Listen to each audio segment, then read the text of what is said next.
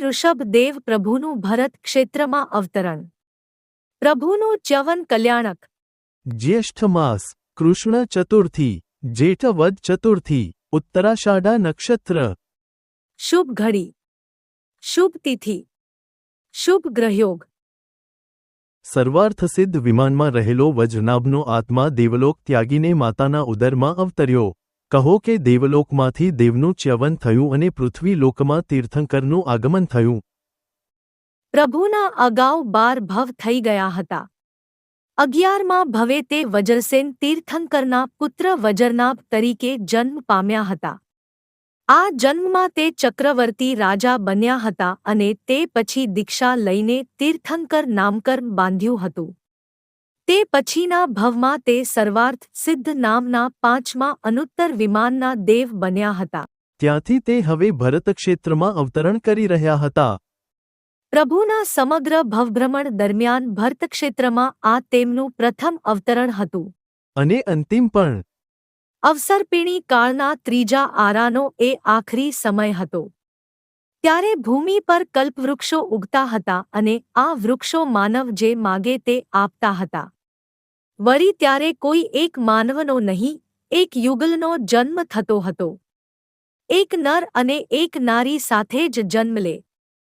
જીવનભર બંને સાથે જ રહીને સંસારના સુખોને ભોગવે અને જ્યારે આયુષ્યના 6 મહિના બાકી હોય ત્યારે એક યુગલને જન્મ આપે. 6 મહિના સુધી પોતાના યુગલિયા બાળકોનું લાલનપાલન કરીને માતાપિતા દેવલોક તરફ પ્રયાણ કરી દે. એ સમયે કપટ કશાય જેવું કશું નહોતું. યુગલો જન્મથી જ સાવ સરળ સ્વભાવના રહેતા. કલ્પવૃક્ષો તેમની બધી ઈચ્છાઓ પૂરી કરતા હતા, તેથી તેમની અંદર લોભ, લાલચ, પાપ કે દોષ જેવું કાંઈ પણ જોવા મળતું નહોતું. તે જાણે અકર્મકનું જીવન જીવતા હતા. અકર્મક એટલે જે કર્મનો કરતા ન હોય તે. આ કારણે આયુષ્ય પૂર્ણ થતાં તેમના આત્માઓ દેવલોકમાં જ જતા હતા. પરંતુ સમય જતા ધીરે ધીરે કલ્પવૃક્ષોનો પ્રભાવ ઘટવા લાગ્યો હતો. હવે તે માગ્યા મુજબ બધું આપતા નહોતા અને જે આપતા હતા તે પણ જાણે ખચકાઈને આપતા હોય તેમ ધીરે ધીરે આપતા હતા. ઉપરાંત માગ્યું હોય તેના કરતાં તે બહુ ઓછું આપતા હતા. આથી હવે જન્મ લેતા યુગલો માટે એ જરૂરી બનવા લાગ્યું હતું કે તે કલ્પવૃક્ષોના આશ્રયે રહેવાને બદલે પોતાની આવશ્યકતાઓને પૂરી કરવા માટે અન્ય આધાર શોધવાનું શરૂ કરી દે. આ યુગલોના રાજાનું નામ હતું નાભી અને રાણીનું નામ હતું મરુદેવા. આ મરુદેવાની કુખમાં વજ્રનાભના આત્માનું ચ્યવન થયું. અને આ તો તીર્થંકરના આત્માનું ચ્યવન. એની જાણ જગતને ના થાય એ તો કેમ બને? પ્રભુના આત્માના ચ્યવનની પળે ત્રણે લોકમાં તેજોમય ઉદ્યોત થયો. વીજળીના ઝબકારાની જેમ ક્ષણવાર માટે બધે અજવાળું અજવાળું થઈ ગયું. પ્રભુ અજ્ઞાનનો અંધકાર દૂર કરીને જ્ઞાનનો પ્રકાશ પાથરવાની જે મહત્તા ધરાવે છે એ મહત્તાની જાણે આ પ્રકાશ આલબેલ પોકારી રહ્યો હતો. બીજું એ બન્યું કે ત્રણેય લોકના તમામ જીવોએ સુખનો અનુભવ કર્યો. જાણે પોતાના તમામેતમામ દુઃખોનો નાશ થઈ ગયો હોય તેવા સુખનો અનુભવ દરેક જીવોએ ક્ષણવાર માટે કર્યો. અને આ વાત માત્ર માનવો પૂરતી જ નહોતી. એકેન્દ્રિયથી માંડીને પંચેન્દ્રિય સુધીના સર્વ જીવો માટે એક ક્ષણ અત્યંત સુખદ થઈ પડી. સામાન્ય રીતે નરકમાં રહેલા જીવોને ક્યારેય પળભર માટે પણ સુખ નથી મળતું, પરંતુ જ્યારે પૃથ્વી પર તીર્થંકરના આત્માનું અવતરણ થયું ત્યારે અન્ય જીવોની સાથે તેમને પણ ક્ષણ પૂરતું સુખ અવશ્ય મળ્યું. અને ત્રીજું એ બન્યું કે પ્રભુના ચ્યવનની ઘડીના વધામણા દર્શાવતા હોય તેમ આકાશમાં દુંદુભીઓનો નાદ ગાજવા લાગ્યો. આજે પૃથ્વી પર પ્રભુના આગમનનો પર્વ હતો. અને જ્યાં પર્વ હોય ત્યાં દુંદુભી તો ગાજે જ ગાજે. એમનો નાદ ઉત્સવના ઉમંગ અને જોશને સૂચવી રહ્યો હતો. દેવલોકમાંથી પ્રભુના આત્માનું પૃથ્વી પર ચ્યવન થયું છે.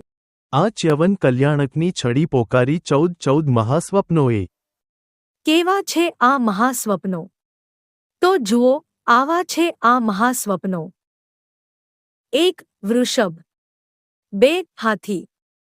3. કેશરી સિંહ. 4. લક્ષ્મી. 5. પુષ્પમાળા. 6. ચંદ્રમંડળ. 7 સૂર્ય 8 મહાધ્વજ 9 સ્વર્ણ કળશ 10 પદ્મ સરોવર 11 ક્ષીરનિધિ 12 વિમાન 13 રત્નપુંજ 14 નિર્ધૂમ અગ્નિ. પોતાના શયનકક્ષમાં સુખભરી નિદ્રામાં પોઢેલા મરુદેવા માતાને આ 14 મહાસ્વપ્નો મુખ દ્વારા પોતાની અંદર પ્રવેશતા દેખાયા. આમ તો સામાન્ય ક્રમ મુજબ તીર્થંકરની માતાને પ્રથમ સ્વપ્ને હાથી અને બીજા સ્વપ્ને વૃષભ દેખાય. પરંતુ ઋષભદેવ પ્રભુનો આત્મા જ્યારે મરુદેવાની કોખમાં અવતર્યો ત્યારે માતાને પ્રથમ સ્વપ્ને વૃષભ અને બીજા સ્વપ્ને હાથી દેખાયો.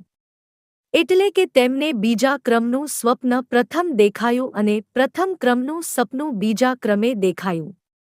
એ પછીના સ્વપ્નો ક્રમવાર જ દેખાયા. ઋષભદેવ પ્રભુનું લાંછન વૃષભ છે. કદાચ આથી માતાને પ્રથમ સ્વપ્ને વૃષભ દેખાયો હોય. મહાસ્વપ્નોએ મહામાતા મરુદેવાને જગાડી દીધા. પોતાની અંદર કોઈ અપૂર્વ અનુભૂતિ સાથે તે બેઠા થયા અને પાસે સૂતેલા નાભી રાજાને પણ દંડોળી દીધા.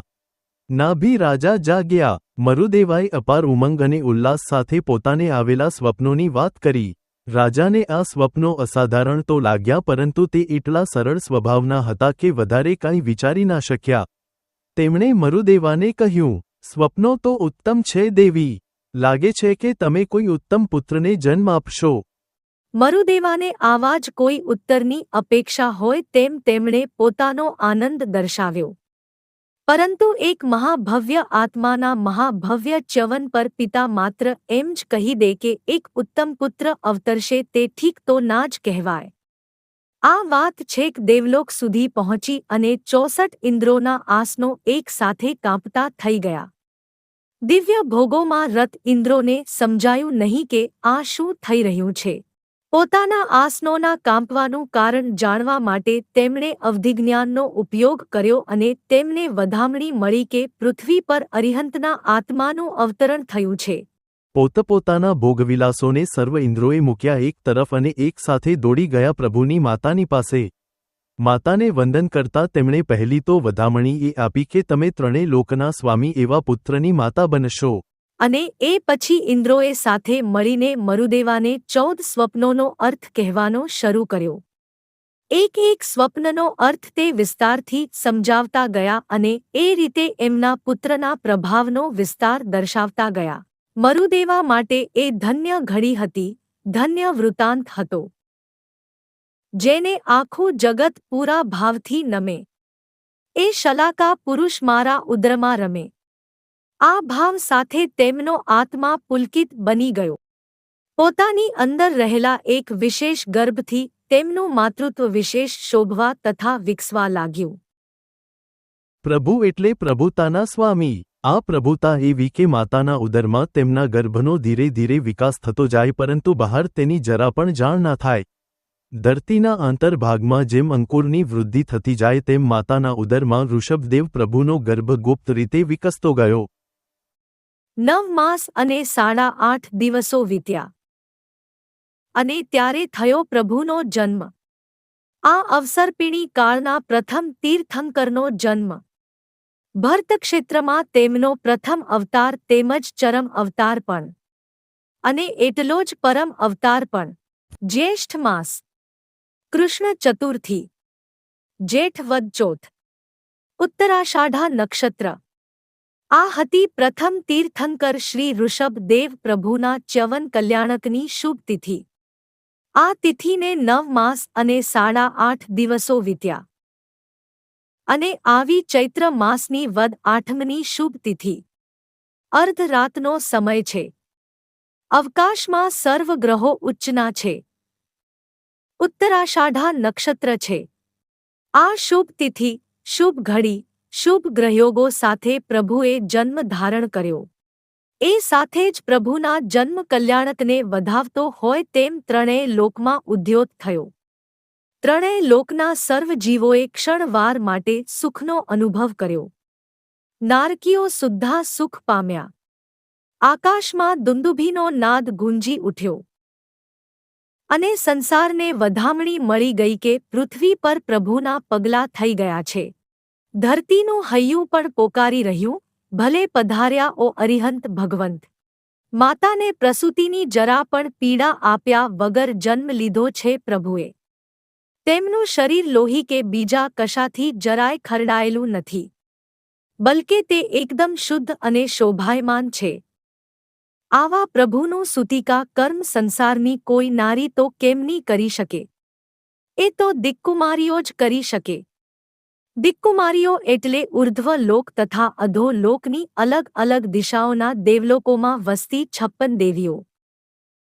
અહીં પ્રભુનો જન્મ થયો અને ત્યાં પોત-પોતાના દેવલોકમાં તે સૌના આસનો એક સાથે ડોલવા લાગ્યા. અવધિ જ્ઞાનનો ઉપયોગ મૂકતા તેમને જાણ થઈ કે પ્રથમ તીર્થંકર પ્રભુના જન્મ કલ્યાણકનું પાવન પર્વ આવ્યું છે. પછી તો પૂછવું જ શું? બધી દિક્કુમારીઓના હૃદય ભક્તિ ભાવથી આનંદિત અને ઉત્સાહિત બની ગયા. પોતપોતાની રિદ્ધિસિદ્ધિ તથા પરિવાર સાથે તે સૌ નીકળી પડી પ્રભુના જન્મ કલ્યાણકની ઉજવણી માટે. પ્રભુના પાવન આંગણે તેમનું આગમન થયું.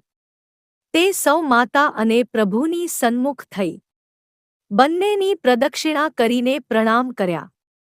પ્રણામ કરીને પોતપોતાનો પરિચય આપ્યો. આટલું કરીને તેમણે સેવક દેવો પાસે 1000 થાંભલાઓ ધરાવતું એક વિશાળ સૂતિકા ગૃહ તૈયાર કરાવ્યું. તેમાં સૌ પ્રથમ તેમણે પ્રભુની નાભી નાળનું છેદન કર્યું. એ નાભી નાળને એક ખાડામાં સ્થાપિત કરી ખાડાને રત્નો અને હીરાઓથી ભરીને પૂરી દીધો. તેના પર એક પીઠિકા રચી દીધી અને આસપાસ એક ઉદ્યાન, એક વિશાળ બાગ ઊભો કરી દીધો.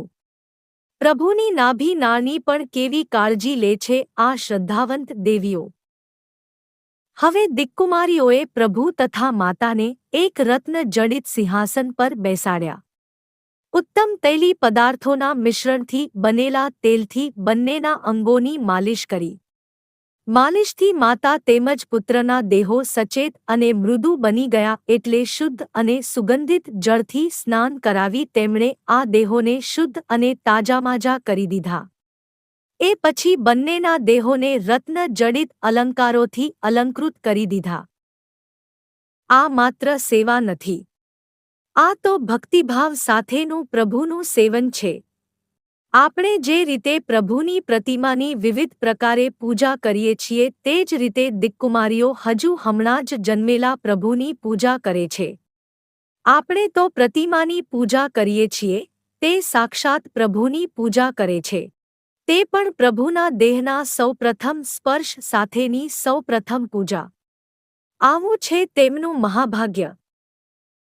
પ્રભુ તથા માતાના દેહોને ઉત્તમ અલંકારોથી અલંકૃત કરીને દિક્કુમારીઓએ સ્વહસ્તે બંને માટે રક્ષા પોટલી તૈયાર કરીને બંનેના હાથો પર બાંધી. રક્ષા પોટલી બાંધતા તેમણે પ્રભુના કાનમાં ઉચ્ચાર્યા આ મંગલ શબ્દો: હે ભગવન, પર્વત જેવા આયુષ્યવાળા થાવ. એ પછી રત્નોના પથ્થરના બનેલા 2 મોટા ગોળા લઈ તેમણે બંનેને પરસ્પર અફરાવ્યા. જાણે કે પ્રભુના કાનમાં ઉચ્ચારેલા મંગલમય શબ્દોમાં રત્નોના ગોળાઓનો ઝંકાર ઉમેરી દીધો. સાથે સાથે વિધાતાના કાનમાં પણ ફૂંક મારી દીધી કે યુગોના યુગો વીતે છે તોય અચળ રહે છે પર્વત. તેમ હે વિધાતા, યુગોના યુગો સુધી અનંત રહો પ્રભુનું શાસન. આ ઘોષણા સાથે સૂતિકા કર્મ સંપન્ન કરીને 56 દિક્કુમારીઓ પોત-પોતાના સ્થાનકે પાછી ફરી. તેમનું કર્તવ્ય પૂર્ણ થયું. હવે વારો છે 64 ઇન્દ્રોનો. તે વિશે હવે પછીના વિડીયોમાં. ચૈત્ર માસની વદ 8મની શુભ તિથિ. અર્ધરાતનો સમય. આકાશમાં સર્વ ગ્રહો ઉચ્ચના છે. ઉત્તરાષાઢા નક્ષત્ર છે. અને ત્યારે પ્રથમ તીર્થંકર શ્રી ઋષભ દેવનો જન્મ થયો. તેમના જન્મ કલ્યાણકને સૌ પ્રથમ મનાવ્યું 56 દિક્કુમારીઓએ. તેમણે પ્રભુનું સૂતિકા કર્મ એ રીતે કર્યું જાણે પ્રભુની પૂજા કરતી હોય. સૂતિકા કર્મ સંપન્ન કરીને તે સૌ પોતપોતાના સ્થાનકે પાછી ફરી. હવે વારો છે 64 ઇન્દ્રોનો. દિક્કુમારીઓ પ્રભુનું સુતિકા કર્મ પૂર્ણ કરીને પાછી ફરી તે સાથે સ્વર્ગના સર્વશાશ્વત ઘંટ ડોલવા લાગ્યા. કોઈ અતિ મંગળ અવસર હોય અને ઘરના આંગણે સર્વ વાંજિત્રો એક સાથે વાગવા લાગે તેમ દેવલોકોમાં શાશ્વત ઘંટોનો નાદ એક સાથે ગુંજી ઉઠ્યો. તે જાણે સર્વ દેવોને સાથ દઈ રહ્યો છે કે જાગો હે દેવો, વિલાસ છોડો અને વિવેક ધારણ કરો, ભોગ મૂકો અને ભક્તિને ધારણ કરો. ઘંટનાદના આ સાદને અનુસરતા હોય તેમ સૌ ઇન્દ્રોના સિંહાસનો પણ ડોલવા લાગ્યા અને જાણે સાથ દેવા લાગ્યા કે અહીં ના બેસી રહો, ત્યાં પ્રભુના જન્મ કલ્યાણકનો પર્વ ગાજી રહ્યો છે. ધન્ય ઘડી છે, ઉઠો અને ત્યાં પહોંચો. સૌધર્મ દેવલોકનો સ્વામી સૌધર્મેન્દ્ર સર્વ ઇન્દ્રોનો પણ સ્વામી છે. પોતાના આસન કંપને જાણવા માટે તેણે અવધિ જ્ઞાનનો ઉપયોગ મૂક્યો. તેને પ્રભુના જન્મની જાણ થઈ અને તેના હૃદયમાં ભક્તિભાવ ઉભરાયો. ઇન્દ્રાસનનો ત્યાગ કરી તે પ્રભુની દિશામાં 7-8 ડગલા આગળ વધ્યો. જાણે ચૈત્યવંદન કરતો હોય તેમ તેણે અહીંથી જ પ્રભુને નમસ્કાર કર્યા અને ભાવપૂર્વક પ્રભુની સ્તુતિ કરી. અને જ્યાં સ્તુતિ પૂર્ણ થઈ ત્યાં તેણે સેનાપતિને આજ્ઞા કરી કે સમગ્ર દેવલોકના સર્વ દેવોને જણાવો કે પ્રભુનો જન્મ થયો છે. તેમના જન્માભિષેકનો પર્વ આવ્યો છે. આ માટે સૌ દેવો સજ્જ થાવ. સેનાપતિ દ્વારા સૌ દેવોને આ આજ્ઞા પહોંચી. ઇન્દ્રની આજ્ઞા કરતાંય વધુ તો પોતાના હૃદયમાં ઉછળતા ભક્તિભાવ સાથે સર્વ દેવો પ્રભુની સેવામાં હાજર થવા માટે તૈયાર થવા લાગ્યા. આજના અવસર માટે દેવલોકમાં પણ જે અસાધારણ તથા અદ્ભુત લાગે તેવું વિમાન સૌધર્મેન્દ્રએ તૈયાર કરાવ્યું. આ વિમાનમાં તે પોતે ઉચ્ચ સિંહાસન પર પરિવાર સાથે બિરાજમાન થયો. અન્ય દેવોએ પણ પોતપોતાને યોગ્ય આસનો ગ્રહણ કર્યા.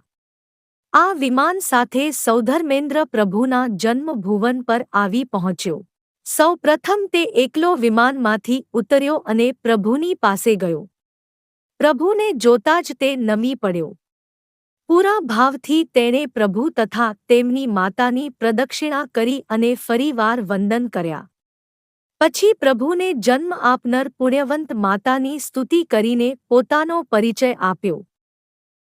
સાથે સાથે એ પણ જણાવ્યું કે પોતે પ્રભુના જન્મોત્સવ માટે પધાર્યો છે. આમ જણાવી તેણે માતા પર અવસ્વાપનિકા નામની નિદ્રા મૂકી. તેની અસરથી મરુદેવા માતા એક મીઠી નિંદરમાં સરી ગયા. હવે ઇન્દ્રએ બિલકુલ પ્રભુ જેવું જ એક પ્રતિબિંબ રચ્યું અને માતાના પડખામાં મૂકી દીધું. માતા એટલે માતા. નિંદરમાં પણ તેને એવું ના લાગવું જોઈએ કે પોતાનો લાડકો પોતાની પાસે નથી. સૌધર્મેન્દ્રએ હવે પોતાના 5 સ્વરૂપ ધારણ કર્યા. પ્રભુની સેવા કરવી છે, અલગ અલગ રીતે કરવી છે, એક સાથે કરવી છે અને પોતાના હાથે જ કરવી છે. આ માટે તેણે ધારણ કર્યા છે પોતાના જ 5 સ્વરૂપ. આમાંના એક સ્વરૂપે તે પ્રભુની સન્મુખ આવ્યો. પ્રભુને વંદન કરતા વિનયપૂર્વક વિનંતી કરી, આજ્ઞા આપો હે ભગવંત. એટલે કે હે પ્રભુ, મને આજ્ઞા આપો કે હું તમને ધારણ કરું. આ રીતે પ્રભુની આજ્ઞા માગીને સૌધર્મેન્દ્રએ પોતાના એક સ્વરૂપ દ્વારા તેમને પોતાના હાથોમાં ધારણ કર્યા. બીજા સ્વરૂપે તે પ્રભુની પાછળ ઊભો રહ્યો અને ભગવંતના માથા પર છત્ર ધર્યું. બીજા 2 સ્વરૂપોથી તે પ્રભુની બંને તરફ ઊભો રહ્યો અને સેવકની જેમ ચામર વીંધવા લાગ્યો. અને 5મા સ્વરૂપે પ્રભુના અંગરક્ષકની જેમ વજ્ર ધારણ કરીને પ્રભુની આગળ ઊભો રહી ગયો. પોતાના હાથોમાં તેણે પ્રભુને એ રીતે હૃદયની આગળ રાખ્યા કે જાણે સંસારને જણાવતો હોય કે મારા હૃદયમાં વસે છે પ્રભુ. આ રીતે ભગવંતને હૃદય સરસા રાખીને તે આકાશ માર્ગે આગળ વધ્યો. અન્ય દેવો પણ તેને અનુસર્યા. સૌ પહોંચ્યા મેરુ પર્વત પર. અન્ય 63 ઇન્દ્રો પણ પ્રભુના જન્મ કલ્યાણકને જાણીને પોતપોતાના દેવલોકથી સીધા અહીં આવી પહોંચ્યા છે. તે સૌએ મળીને રચ્યો મેરુ પર્વત પર પ્રભુનો જન્માભિષેક. ઇન્દ્રોના સેવક દેવોએ સોના, રૂપા, રત્ન, માટી વગેરેના 8064 કળશો બનાવ્યા. એક કળશ એક યોજન ઊંચો છે. ત્રણેય લોકના સર્વોત્તમ એવા વિવિધ જળાશયોમાંથી શુદ્ધ જળ, કમળ, પુષ્પો, સુગંધિત દ્રવ્યો વગેરેથી તે કળશોને ભરી દેવામાં આવ્યા. અને ઇન્દ્રો વારાફરતી આ કળશો દ્વારા પ્રભુનો જળાભિષેક કરવા લાગ્યા. પ્રત્યેક ઇન્દ્રએ 1000 કળશથી પ્રભુનો જળાભિષેક કર્યો. વળી દરેક કળશ દ્વારા 250 વખત જળાભિષેક કરવામાં આવ્યો. હજુ હમણાં જ તો થયો છે પ્રભુનો જન્મ, અને એમના દેહ પર 1 યોજનની ઊંચાઈના હજાર કળશો દ્વારા આ રીતે થઈ રહ્યો છે જળાભિષેક. વિચારો કે પ્રભુ જન્મથી જ કેવું સામર્થ્ય ધરાવતા હશે કે આવા જળાભિષેકને ઝીલી શકે. તેમના જન્મ કલ્યાણકના નિમિત્તે થઈ રહેલો હોવાથી આ જળાભિષેક જન્માભિષેક કહેવાય છે. સૌ પ્રથમ અચ્યુત નામના ઇન્દ્રએ આ અભિષેક કર્યો. તે પ્રથમ સ્નાત્ર મંગલ કહેવાયો. જન્માભિષેક કરીને ઇન્દ્રએ દિવ્ય વસ્ત્રોથી પ્રભુના અંગોને લૂણ્યા. પછી સુગંધિત દ્રવ્યોથી પ્રભુના અંગોનું વિલેપન કર્યું. વિલેપનથી દીપી ઉઠેલા પ્રભુની તેણે પુષ્પ પૂજા પણ કરી. એ પછી પ્રભુ સમક્ષ તેણે અષ્ટમંગળનું આલેખન કર્યું. દેવો દ્વારા પ્રભુ સેવા કરવાની આ રીત એ જ શ્રાવકો માટે ચૈત્યમાં પ્રભુની સ્નાત્ર પૂજા, અંગ પૂજા અને અગ્ર પૂજા કરવાની રીત. હવે એ વિચારો કે ચૈત્યમાં પ્રભુની પૂજા કરતી વખતે જો આપણે આપણી જાતને ઇન્દ્ર તરીકે કલ્પીને ઇન્દ્રની જેમ જ ભાવભર્યા હાથ અને હૈયે પ્રભુની જળ પૂજા, પુષ્પ પૂજા, દીપક પૂજા વગેરે કરીએ તો પ્રયાસ કરવા જેવો ખરો.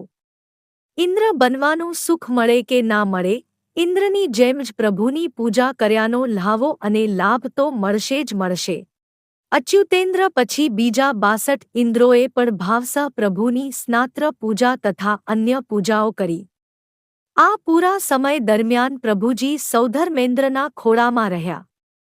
સૌધર્મેન્દ્ર આમ તો બધા ઇન્દ્રોનો સ્વામી, પરંતુ અરિહંત ભગવંતની વાત આવે ત્યારે તે પ્રભુનો સૌથી મોટો સેવક, અને તે પણ પ્રથમ સેવક.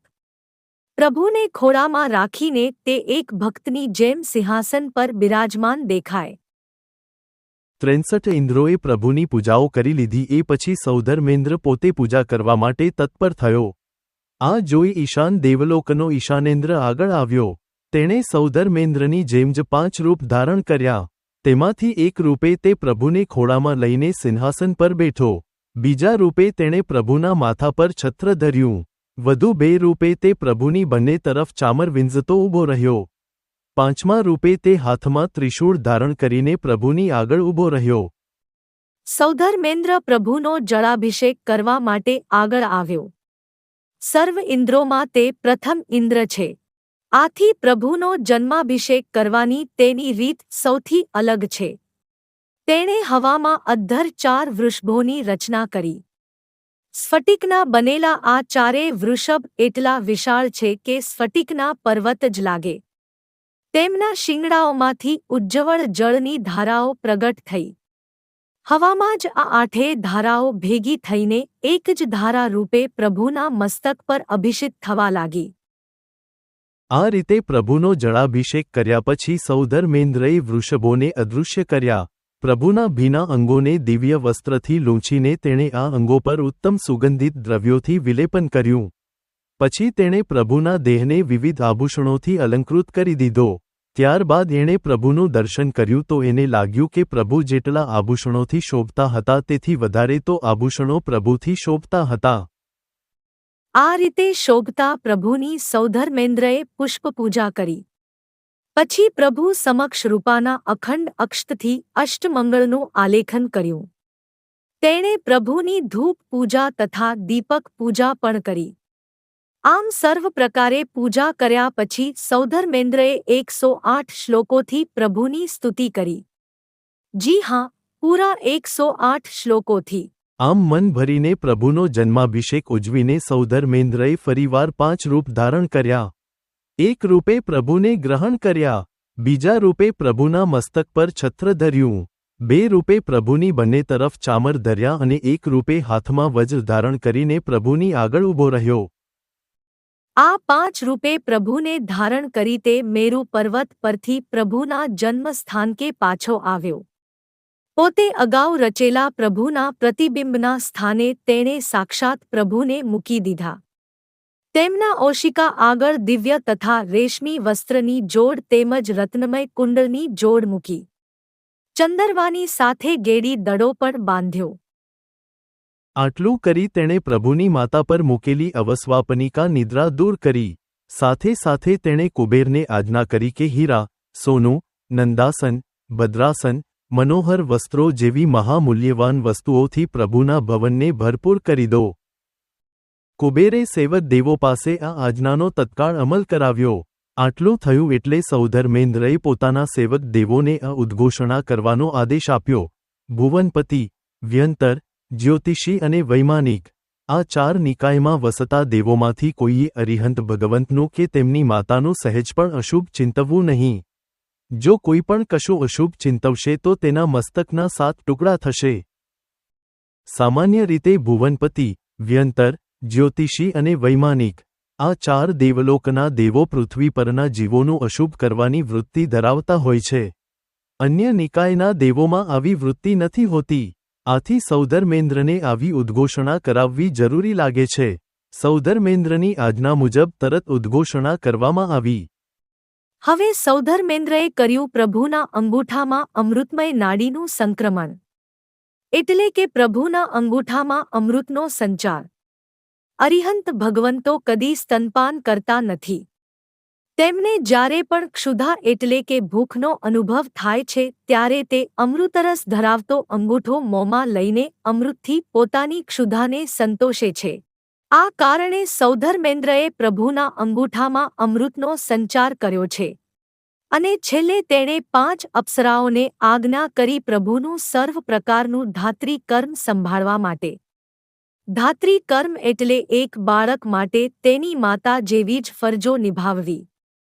બાળકની દરેક રીતે સંભાળ રાખવી, તેની દરેક જરૂરિયાત પૂરી કરવી અને તે જે માગે તે તરત હાજર કરવું તે છે ધાત્રી કર્મ. પ્રભુ માટે આ ધાત્રી કર્મ સૌધર્મેન્દ્રએ નક્કી કરેલી 5 અપ્સરાઓ કરશે. આ રીતે ઋષભદેવ પ્રભુનો જન્માભિષેક પૂર્ણ કરીને તથા અન્ય આવશ્યક કર્તવ્યો બજાવીને સૌધર્મેન્દ્રએ નંદીશ્વર દ્વીપ તરફ પ્રયાણ કર્યું. સર્વ દેવો સાથે તેણે ત્યાં 4 શાશ્વત અરિહંત ભગવંતોની પ્રતિમાઓની પૂજા કરી. અંતે સૌ દેવો પોતપોતાના સ્થાનકે પાછા ફર્યા. હવે પછીના વિડીયોમાં જોઈશું પ્રભુની જીવનકથાનો પ્રથમ ભાગ. ચૈત્ર માસની વદ 8મી શુભ તિથિ. મધરાતે પ્રભુનો જન્મ થયો. શેષ રાતમાં 56 દિક્કુમારીઓના હાથે પ્રભુનું સૂતિકા કર્મ થયું તથા 64 ઇન્દ્રોના હાથે જન્મ સ્નાત્ર થયું. તે યુગલિયાઓનો સમય હતો. એટલે કે નર અને નારીનો યુગલ સ્વરૂપે એક સાથે જન્મ થતો હતો. પ્રભુની સાથે યુગલના સ્વરૂપે એક બાળકીનો પણ જન્મ થયો હતો. પ્રભુને વૃષભનું લાંછન હતું. ઉપરાંત તેમના ચ્યવન કલ્યાણકના સમયે માતાએ જોયેલા 14 સ્વપ્નોમાં પ્રથમ સ્વપ્ને ઋષભ દેખાયો હતો. આથી તેમનું નામ ઋષભ રાખવામાં આવ્યું. પ્રભુની સાથે જ જન્મેલી બાળકીનું નામ સુમંગલા રાખવામાં આવ્યું. ઋષભદેવ 1 વર્ષના થયા. તેમના જન્મથી એક નવા યુગનો પ્રારંભ થવાનો હતો. તે વર્તમાન અવસર્પિણી કાળના પ્રથમ તીર્થંકર બનવાના હતા. આ જાણતો સૌધર્મેન્દ્ર પ્રભુના વંશની સ્થાપનાની વિધિ માટે નાભી રાજાની સમક્ષ હાજર થયો. પ્રભુને ભેટ ધરવા માટે તે શેરડીનો એક મોટો સાંઠો એટલે કે ઇક્ષુદંડ લઈને આવ્યો હતો. ઋષભદેવ તે સમયે નાભી રાજાના ખોળામાં બેઠેલા હતા. ગર્ભથી જ મતિ જ્ઞાન, શ્રુત જ્ઞાન અને અવધિ જ્ઞાન ધરાવતા પ્રભુએ અવધિ જ્ઞાન દ્વારા જાણી લીધું કે ઇન્દ્રનું આગમન શા માટે થયું હતું. પિતાના ખોળામાં બેઠા બેઠા તેમણે ઇન્દ્રના હાથમાં રહેલો ઇક્ષુદંડ લેવા માટે હાથ લાંબો કર્યો. ઇન્દ્રે ભક્તિભાવ સાથે તે ઇક્ષુદંડ પ્રભુને ભેટ રૂપે આપી દીધો. આ રીતે પ્રભુએ ઇન્દ્ર પાસેથી ઇક્ષુદંડ ગ્રહણ કર્યો. તેના પરથી તેમના વંશનું નામ ઇક્ષ્વાકુ પડ્યું. વર્તમાન સંસારનો તે પ્રથમ વંશ હતો. આજની માનવ સભ્યતાનો તે પ્રારંભ હતો. તીર્થંકર તરીકે પ્રભુ જન્મથી જ 4 અતિશય ધરાવતા હતા. 1. તેમનું સૌંદર્ય શ્રેષ્ઠ હતું. તેમના શરીરનો આકાર પૂર્ણતઃ સપ્રમાણ, સુકુમાર અને સુવિકસિત હતો. આ શરીર પરસેવો, રોગ તથા મેલ વગરનું હતું.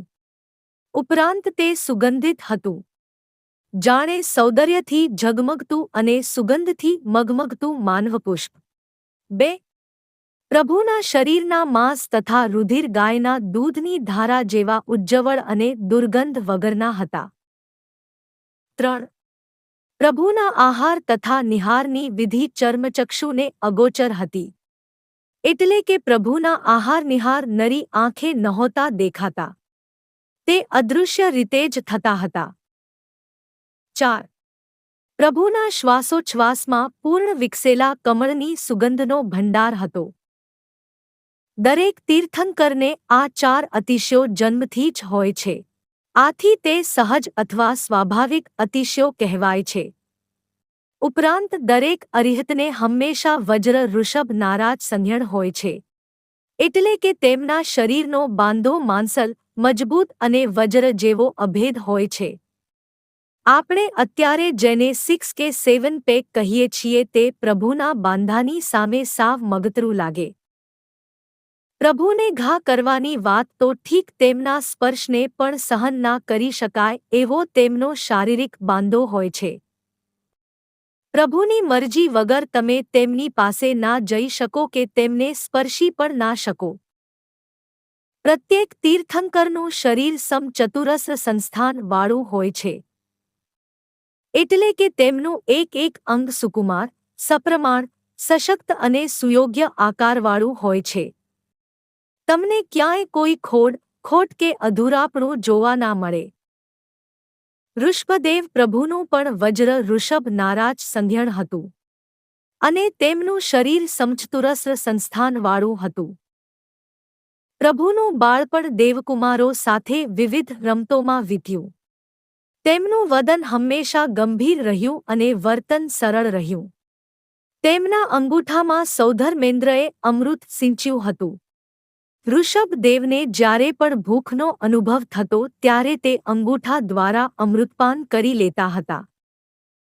સામાન્ય રીતે અંગૂઠા દ્વારા અમૃતપાનની વય વીતી જાય તે પછી અરિહંત ભગવંતો સિદ્ધ અન્ન એટલે કે રાંધેલું અનાજ આહારમાં વાપરતા હોય છે. ઋષભદેવે આ આચારમાં જરા અલગ ચીલો ચાતર્યો હતો. તે ઉત્તર કુરુ ક્ષેત્રથી દેવતાઓ દ્વારા લાવવામાં આવતા કલ્પવૃક્ષના ફળો જ આરોગતા હતા. પ્રભુનો બીજો ભવ આ ઉત્તર કુરુ ક્ષેત્રમાં જ થયો હતો. જળ પણ તે ક્ષીર સાગરનું જ પીતા હતા. સમય જતાં પ્રભુએ યૌવન ધારણ કર્યું. તે એક પુરુષ તરીકે પરિપૂર્ણ હતા, એક યુવાન તરીકે ઉત્કૃષ્ટ હતા અને એક મનુષ્ય તરીકે મહિમાવંત હતા. જગતના વિવિધ ઉત્તમ પુરુષો તથા યુગાવતારોના શરીર પર શંખ, સ્વસ્તિક, શ્રીવત્સ વગેરેના જે કોઈ ચિહ્નો જોવા મળે છે તે બધા એક સાથે એકમાત્ર ઋષભદેવ પ્રભુના શરીર પર ઠેર ઠેર જોવા મળતા હતા. તે જાણે કે એક જીવતું જાગતું સામુદ્રિક શાસ્ત્ર હતા. આવા પ્રભુના હાથને ઇન્દ્રો આધાર આપતા હતા, યક્ષો ચામર વીંઝતા હતા, ધર્ણેન્દ્ર તેમનો દ્વારપાળ બનતો હતો અને વરુણ તેમને છત્ર ધરતો હતો. તેમની આસપાસ રહેતા દેવતાઓ તેમને ઘણો જીવોના નાદથી વધાવતા રહેતા હતા. તે તો અલગ. આ દરમિયાન કાંઈક એવું બન્યું જે આ પૃથ્વી પર પહેલાં કદી નહોતું બન્યું. એ વિશે હવે પછીના વિડીયોમાં. ઋષભદેવ પ્રભુના વંશની સ્થાપના થઈ. પ્રભુ યુવાન થયા. એ યુગ યુગલિયાઓનો હતો. નિત્ય યુગલનો જ જન્મ થતો હતો. નર અને નારી સાથે જ જન્મે, સાથે જ સંસાર ભોગવે અને અંતે એક નવા યુગલને જન્મ આપીને 6 મહિના સુધી એનું લાલન પાલન કરીને સાથે જ મૃત્યુ પામે. પરંતુ એક યુગલ સાથે કાંઈક અલગ બન્યું. એ યુગલ હજુ બાળકોના રૂપમાં હતું. સાથે જન્મેલા બાળક અને બાળકી એક તાડના વૃક્ષ નીચે રમી રહ્યા હતા. તે સમયે બાળક ઉપર તાડનું એક મોટું ફળ પડ્યું. બાળકના માથા પર તે એ રીતે આવીને પડ્યું કે તેનો જીવ ત્યાં જ ચાલ્યો ગયો. કોઈ યુગલમાંથી નર મૃત્યુ પામે અને નારી જીવતી રહે તેવો આ સૌપ્રથમ બનાવ હતો. બાળકના મૃત્યુ પછી એકલી રહી ગયેલી તે બાળકીનું પાલન તેના માતાપિતાએ થોડો સમય સુધી કર્યું અને તે બંને એક સાથે મૃત્યુ પામ્યા. બાળકી અનાથ બની ગઈ. તે વનમાં આમતેમ ભટકવા લાગી. અન્ય યુગલિયાઓએ તેને જોઈ. તેમને ખ્યાલ ન આવ્યો કે એકલી પડી ગયેલી આ બાળકીનું શું કરવું. એ બાળકીને તે નાભી રાજાની પાસે લઈ ગયા અને તેનું શું કરવું એ પૂછવા લાગ્યા. નાભી રાજાની પત્ની મરુદેવા ત્યાં હાજર હતી.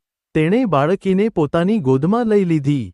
આ જોઈ રાજાએ તેને પૂછ્યું કે એકલી પડી ગયેલી આ બાળકીનું શું કરીશું હવે.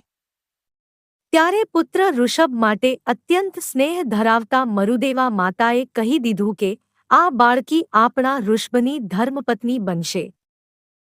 વાસ્તવમાં તે કાળમાં લગ્ન જેવી કોઈ વ્યવસ્થા જ નહોતી કારણ કે પતિ અને પત્નીનો સાથે જ જન્મ થતો હતો. પરંતુ યુગ બદલાઈ રહ્યો હતો. પ્રકૃતિ સુદ્ધા રંગ બદલી રહી હતી. કલ્પવૃક્ષો હવે માગ્યું આપતા નહોતા અને જે આપતા હતા તે પણ અપૂરતું આપતા હતા. માનવોએ હવે તેમના પર આધાર રાખવાને બદલે પોતાની વ્યવસ્થા પોતે જ કરી લેતા શીખવાનું હતું. અને તેમાં સૌથી પહેલી આવતી હતી લગ્નની વ્યવસ્થા. અવધિજ્ઞાની સૌધર્મેન્દ્ર આ જાણતો હતો. યોગ્ય સમય થતાં તે પોતે ઋષભદેવની પાસે આવ્યો અને કહ્યું, અત્યાર સુધી આ ભૂમિ અકર્મની ભૂમિ હતી. અહીં કોઈ કર્મ હતું જ નહીં કારણ કે માનવની બધી જ અપેક્ષાઓ કલ્પવૃક્ષો પૂરી કરતા હતા. માનવને કશું કરવાનું જ નહોતું. પરંતુ હવે કલ્પવૃક્ષો પર કાળની છાયા પડી ચૂકી છે. આ સ્થિતિમાં માનવે સંસારના વ્યવહારો જાણવા તથા શીખવા પડશે. આ વ્યવહારો માટેનો દરેક માર્ગ તમારે જ સૌને બતાવવાનો છે. તે માટે પ્રથમ પગલું ભરો ભગવંત. પ્રભુતામાં પગલાં માંડો હે પ્રભુ.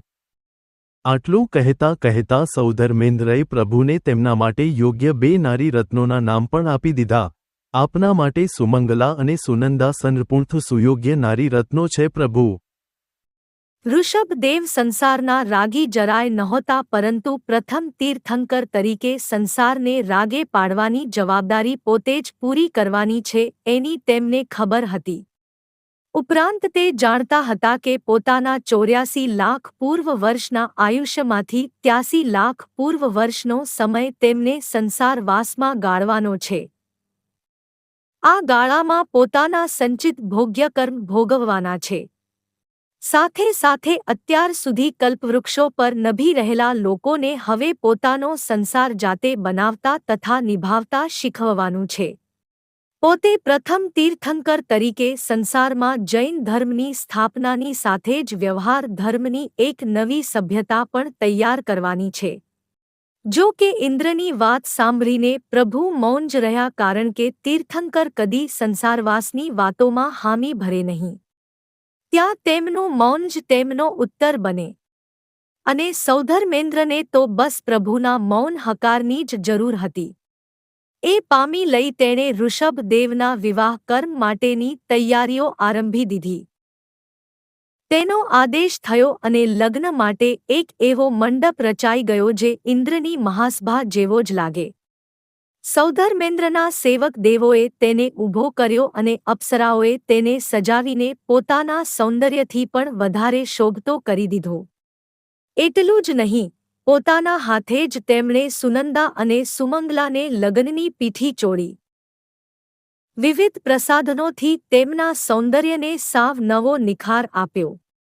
મહામૂલા અલંકારોથી તેમના એક એક અંગને અલંકૃત કર્યા. બંનેને પાનેતર પહેરાવ્યા અને નવવધૂના રૂપમાં પૂર્ણ રીતે તૈયાર કરી દીધી. અને ઋષભદેવને સ્વયં ઇન્દ્રે તૈયાર કર્યા. પ્રભુને લગ્નના મંડપમાં પણ તે જ દોરી ગયો. અપ્સરાઓએ પ્રભુની લૂણ ઉતારી અને ઇન્દ્રાણીઓએ ધવલ મંગળ ગીતો ગાયા. દેવોએ વાજિંત્રો વગાડ્યા. પ્રભુ લગ્ન મંડપમાં પધાર્યા. વર વધુને મીંઢળ બાંધવામાં આવ્યા. તેમનો હસ્ત મેળાપ કરવામાં આવ્યો. તેમના છેડા બંધાયા. મંડપમાં ફટાણા ગાવાના શરૂ થયા. વર વધુ ફેરા ફરવા લાગ્યા. આ અવસરપીણી કાળનું તે પ્રથમ લગ્ન હતું. સંસારમાં લગ્ન વિધિનો પ્રારંભ ત્યારથી થયો. અને યુગલિયા રીતિનો અંત આવ્યો. પ્રભુનું સંસારી જીવન શરૂ થયું. એ વિશે હવે પછીના વિડીયોમાં. સુનંદા અને સુમંગલા સાથે ઋષભદેવ પ્રભુનું સંસારી જીવન શરૂ થયું. લગભગ 6 લાખ પૂર્વ સુધી તેમણે સુમંગલા અને સુનંદાની સાથે ભોગ્યકર્મ ખપાવતું સંસાર સુખ ભોગવ્યું.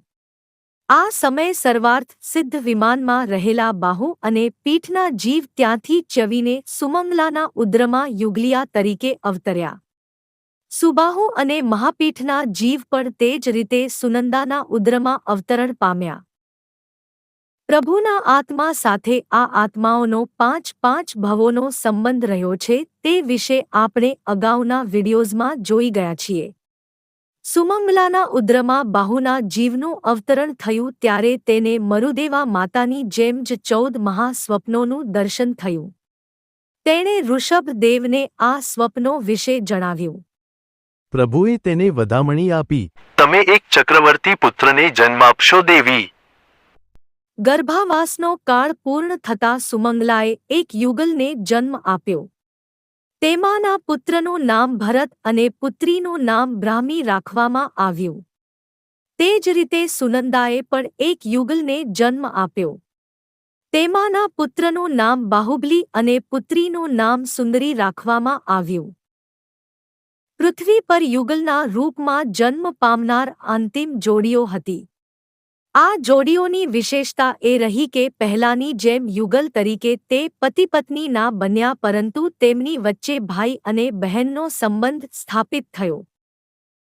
આમ ભરત અને બ્રાહ્મી તથા બાહુબલી અને સુંદરી આ અવસરપીણી કાળના પ્રથમ ભાઈ બહેન હતા.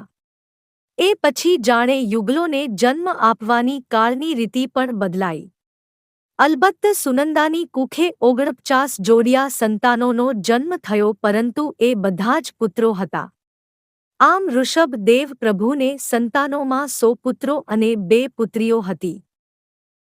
પૃથ્વી પર કલ્પવૃક્ષો હવે પોતાનું ફળ બરાબર નહોતા આપી રહ્યા.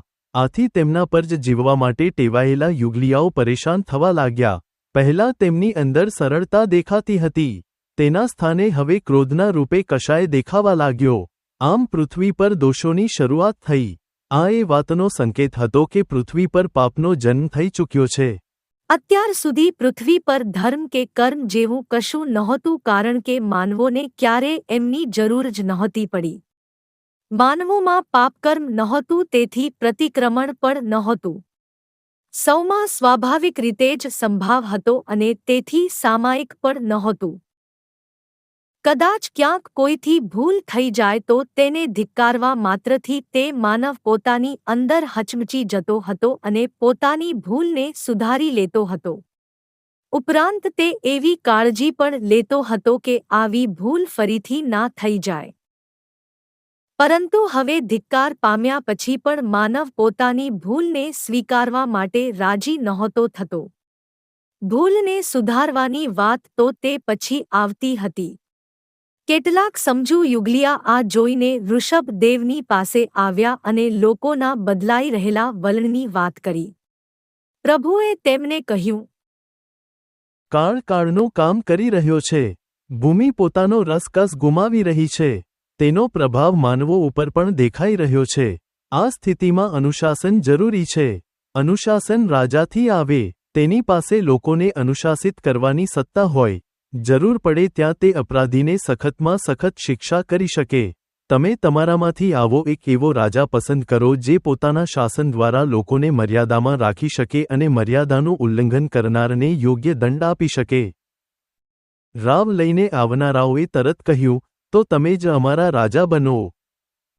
ઋષભદેવે તેમને જણાવ્યું કે અત્યારે તમારા રાજા છે નાભિકુલકર. તે તમારા સૌમાં પ્રમુખ છે.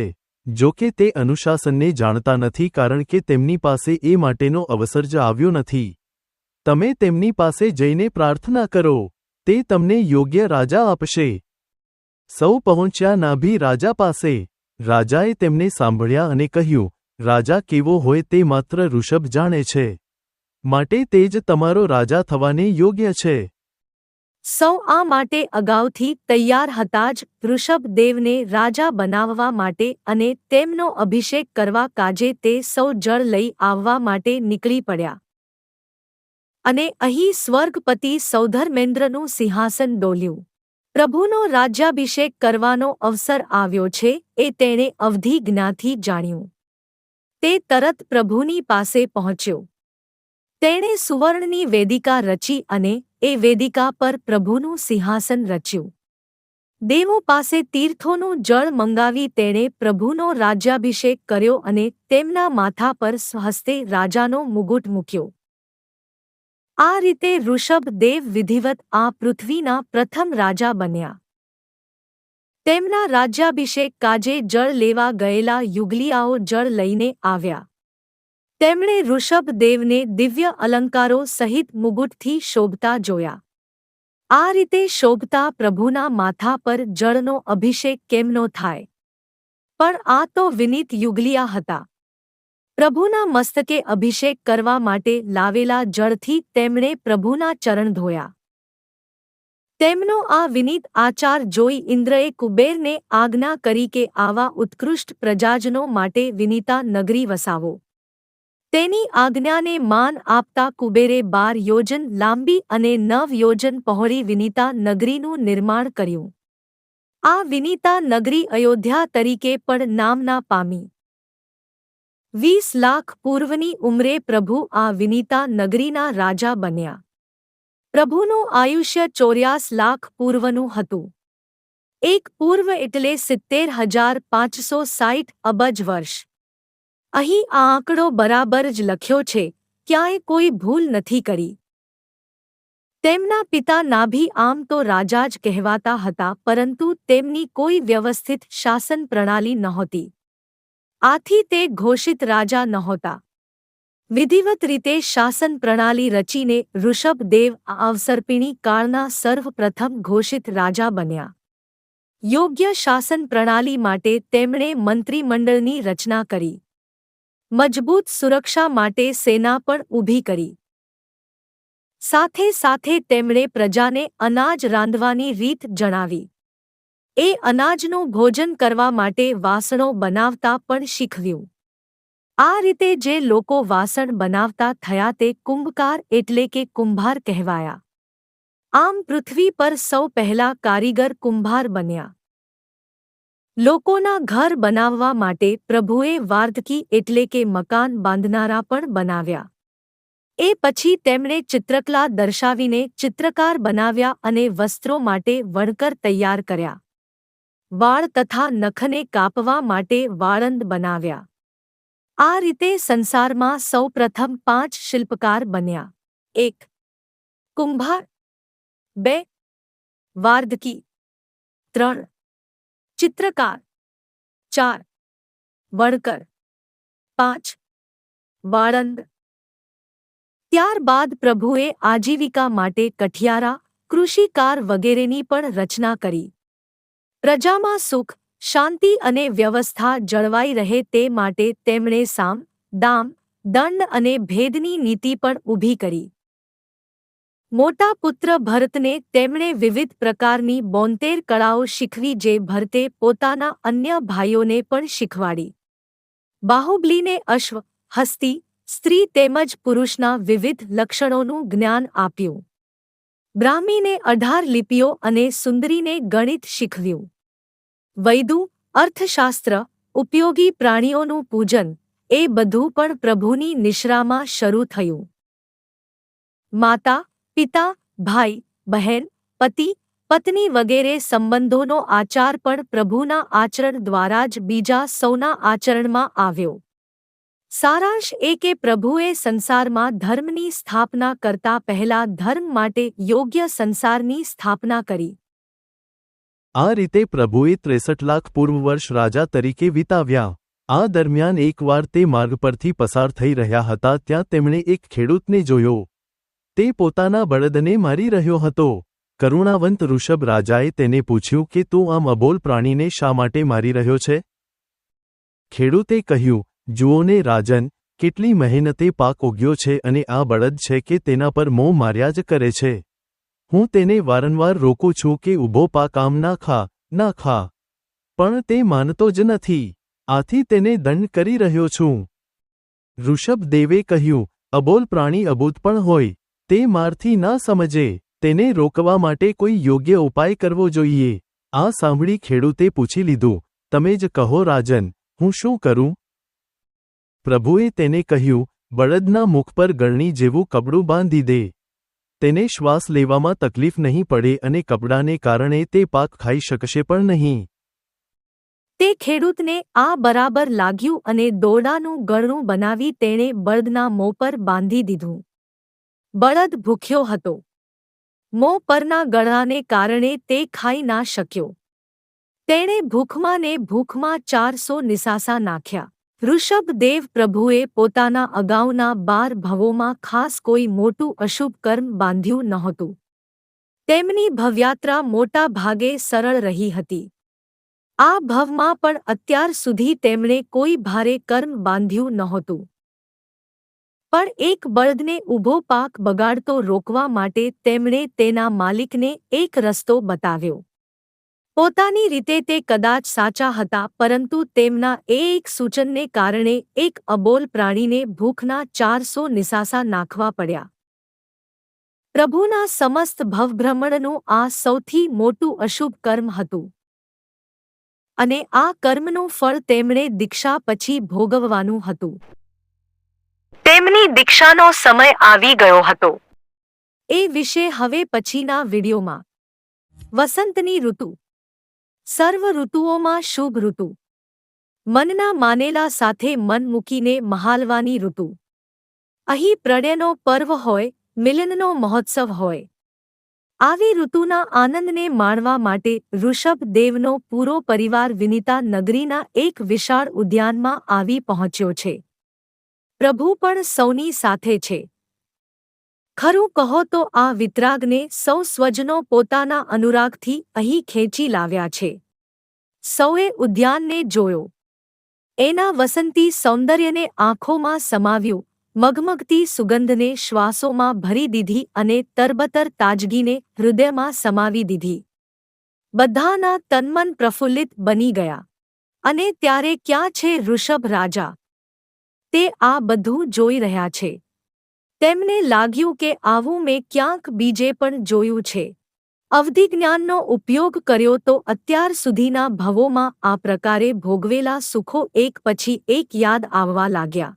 તમામ ભોગ ઉપભોગ નજર સામે તરવરી રહ્યા. એની સાથે જ મન ચકડોળે ચડ્યું. આજે અહીં સુખ ભોગવ્યું, કાલે ત્યાં અને તે પછી વળી બીજે ક્યાંક. પણ દરેક સુખનો અંત આવ્યો. કશું જ શાશ્વત ના અનુભવાયું. આજનો ભોગ કાલે રોગ બન્યો. આજનો સંબંધ કાલે બોજ બન્યો. નિત્ય કશું જ નહીં અને અનિત્ય બધું જ. તો પછી આ બધાનો અર્થ શો? તેમનો લાભ શો? પુણ્ય કરો તો સુખ મળે અને પાપ કરો તો દુઃખ મળે એ સાચું, પરંતુ પુણ્ય કે પાપ કરવા જ શા માટે? સુખમાં લીન થયા તો શું મળ્યું? અને દુઃખમાં દીન થયા તો પણ શું મળ્યું? સુખ આવ્યું ને ચાલ્યું ગયું. દુઃખ પણ આવ્યું ને ચાલ્યું ગયું અને એ બંનેની સાથે આ જીવ પણ સંસારમાં આવતો રહ્યો અને જતો રહ્યો. બસ આ કરવા માટે જ છે આ જીવ. પ્રભુ સંસારમાં અનાસક્ત તો હતા જ.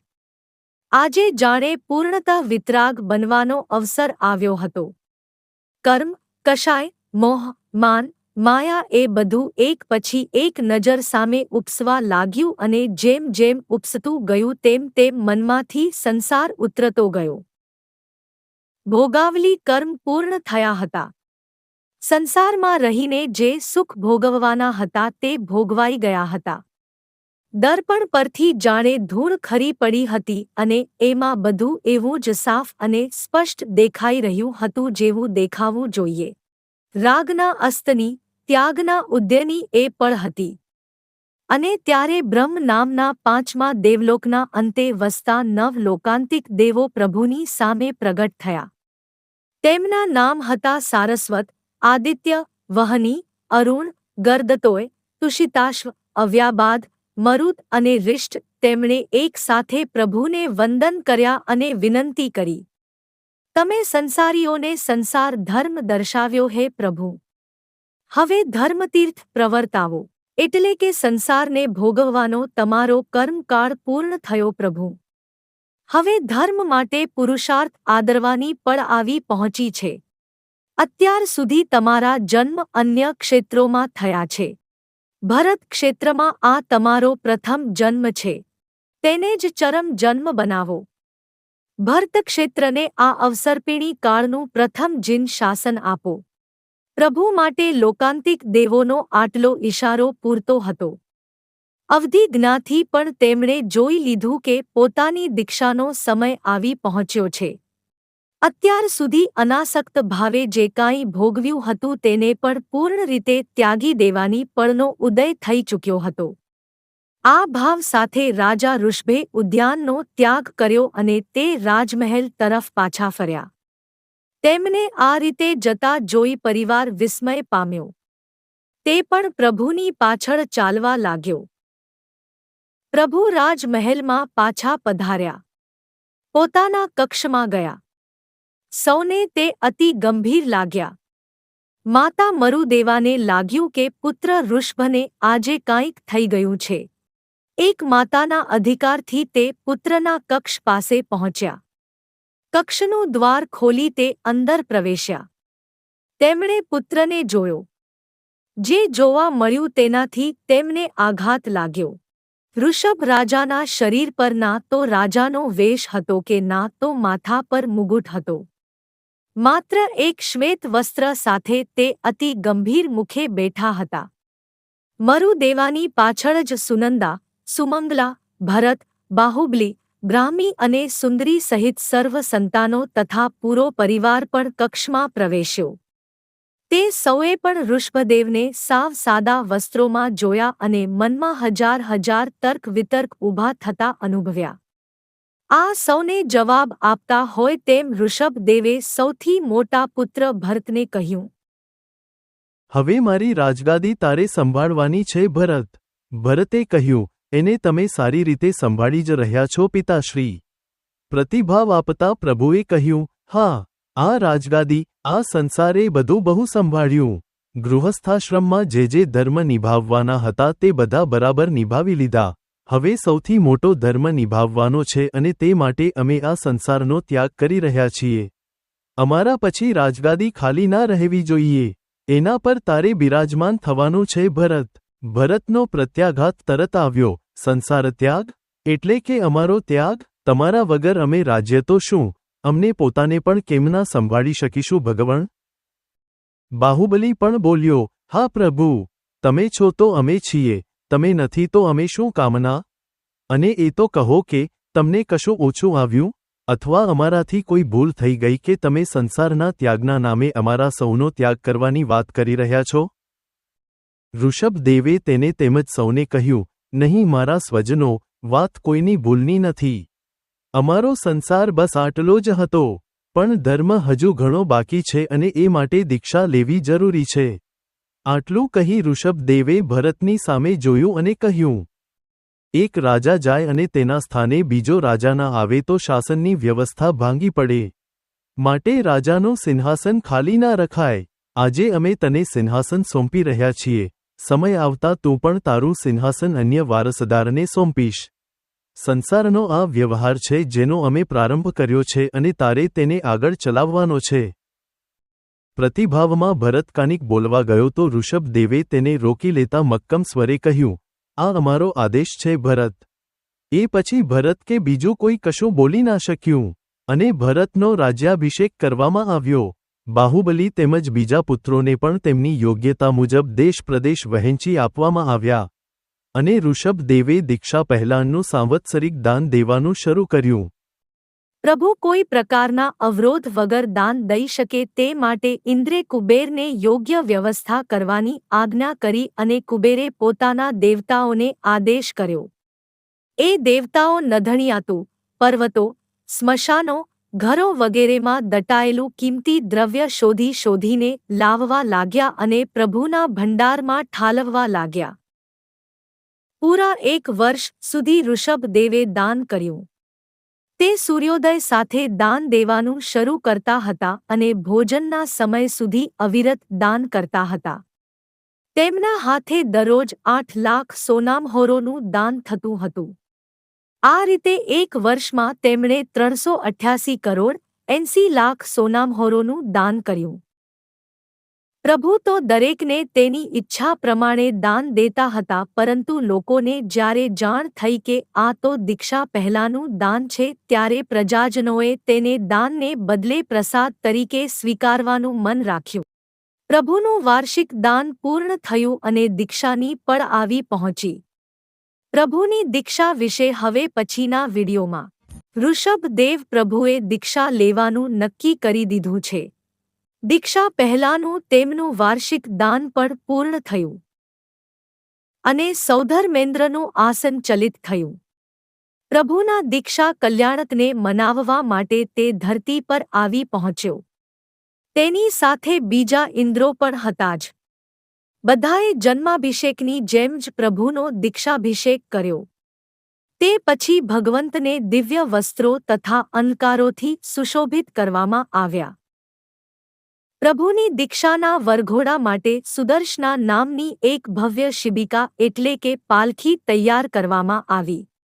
પ્રભુ તેમાં બિરાજમાન થયા. દેવો તથા મનુષ્યોએ તે શિબિકાને એ રીતે ઉપાડી જાણે પ્રભુના પુણ્યોનો ભાર પોતાના ખભે ઉપાડીને પોતે અતિ પુણ્યવંત બની રહ્યા હોય. પ્રજાજનોએ આજ સુધી દીક્ષા જેવું કશું જોયું કે જાણ્યું નહોતું. તે સૌ પ્રભુની દીક્ષાનો વરઘોડો જોવા માટે માર્ગમાં જાણે મેળો જમાવવા લાગ્યા. કોઈએ વૃક્ષ પર ચડીને આ નવતર દ્રશ્યનું દર્શન કર્યું તો કોઈ ઊંચી હવેલીની મેડી પર ચડીને બધું જોવા લાગ્યા. ઘોડાના અસવારો ઘોડાના કારણે આગળ નહોતા જઈ શકતા તો ઘોડા છોડીને માનવસમૂહમાં ઘૂસી ગયા અને આગળ પહોંચવા માટે ભીડને ભેદવા લાગ્યા.